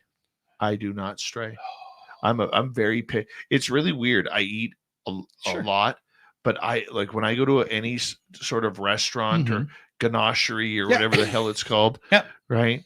I find my thing on the menu, and it's your go-to. And I always go to that. Oh, okay. Like when we go to Red Rock. Yeah. I can tell you right now exactly what I order. I order the coconut prawns. Yeah. Or hot wings. Okay. And my go-to is the Cajun chicken penne. Oh, that is so good. With extra sauce. Oh, really? Yeah. I've had that a few times. And very, very good. Lorelei say, "Liar." See, look at this. Look at this right there. Liar. Dave, I have proof. One with the name Dave on it. Wow. Is there not a wrench on anymore? We can't just... You're getting close to being booted from this channel. Let me tell you that. Oh, but she's up on the screen. Liar, Dave. Yep. Look at that. Look at that. Oh. Yeah. Every restaurant. Like when I go to the sushi place, because for some reason I've never been able to eat seaweed. It's always made me like the minute it gets here, it comes back up. Oh, okay. And now I can down California rolls like there's no tomorrow. Oh. So, but then again, but sushi, I think we're the same way too. We would. Hi, Ann Joanne. When we order sushi or if we go get sushi, it's usually the same stuff. What did she say now? Boot me, Dave. No more wraps for you. She just upped the level on this. Uh-oh. She just upped the level. Oh. You know what I'm going to do? What are you going to do? Don't tell her this. Okay, I won't say anything. All right, good. Lorelei, plug your ears for a second. I'm going to do to her what I do to Jolene when Jolene and I go traveling. Mm-hmm. Jolene always buys magazines, Yeah. and I draw penises in them. I'm gonna draw penises in the magazines from the Lorelai's store now. That's what I'm gonna do. Oh, I'm gonna grab a Sharpie? a Sharpie, and I am going to draw absolutely large penises on like every third or fourth page. That's hilarious. Yeah. Those raps are getting farther away by the sounds of it, man. Yeah. I don't know why, but when we're in elementary school and Yep. high school, and then you take out a library book and somebody's drawing a penis on the Yeah. page. Yep. I always thought that was the funniest thing. I don't know why. Yep. So No, I get it. every time Jolene and I go travel, so Lorelai's magazines are now not safe. She'll be telling the girls, Dave's coming in. I need the magazines and the books put away. Oh, look at this. Look at this. What? OMG, I'm putting quinoa in your wraps, Dave, but only yours. Oh, Uh-huh. quinoa. Yep. That's So a funny. lot of blank wall space in that restaurant there for a couple of giant penises. Oh man. Yep, girls will be on full alert. You'll be on the wall of shame when this guy comes in. That's okay. I'll give it pronouns. It'll be okay. Oh, yeah. Oh my God. Oh. Holy cow. Yep. Yep. That got out of hand quick. Yeah, no doubt. Oh my goodness. And we're drinking water. Holy cow. Mm-hmm. Oh. She's so Jeez. can't see. Yeah, I gotta get my freaking glass. How did you break your glasses? This is so weird. I just had them sitting on the counter, Uh-huh. and I just went to finish washing my face and brushing my teeth and stuff, and I just reached to grab them, and the counter, they landed like just dunk, and the whole arm just went chink, like right at the front of the frame. Oh man. So I tried crazy gluing it, and I got it all over my fingers and stuff. That was awesome. It didn't work, so I phoned up the optometrist at Williams Lake, and I said that. They called me back and said, "Oh yeah, no, we'll probably have them in. It was either today or Monday. Just come on up, and they're warranted or whatever, right?" And I was like, "Oh, okay, good," because it wasn't like they slammed into anything. They just kind of went, fell. I was like, "What the heck?" You took one of your wrenches to it, didn't you? I should have. Uh-huh. And it's funny because I was terrible. I've had prescription glasses, I don't even know, for a long time. And they just drove me insane. Right. And I got these ones, and I don't know, maybe they just dialed them in perfect, but it's like, oh, okay. I like these now. And I have not, Lorelai used to get on me all the time. Put your glasses on, put your glasses on, put your glasses on, watching TV and stuff. Yeah. And then I got these. I haven't taken them off, and now I don't have them. Drive me insane. Yeah, that sucks. Yes, it does. That sucks. Man. Yep. I have thankfully not broken a pair of my glasses. Well, I didn't break my other pair. The dogs, they were puppies. Did you know a true story about Ray-Ban? Hmm. Back in the early 80s, Mm-hmm. they were struggling to make it as a company at selling their sunglasses. Really? Remember their horn rim sunglasses that they Yes. came out with? Yeah. You could get them back then for like $25. Yeah, 100%. And then they did this marketing scheme where I think like Huey Lewis was using them, and a bunch of other Yep. musicians started wearing them, and actors started wearing them. Yep. They jumped them up to over $100 a pair back then. Mm-hmm. And their sales skyrocketed. Yeah. skyrocketed. And from there, they've only gone up. Like my frames here are like $300. Wow. Yeah. Okay. But they're heavier than mine. Yeah. I can see them just by when you pull them off. Yeah. But the good part was I didn't need new lenses.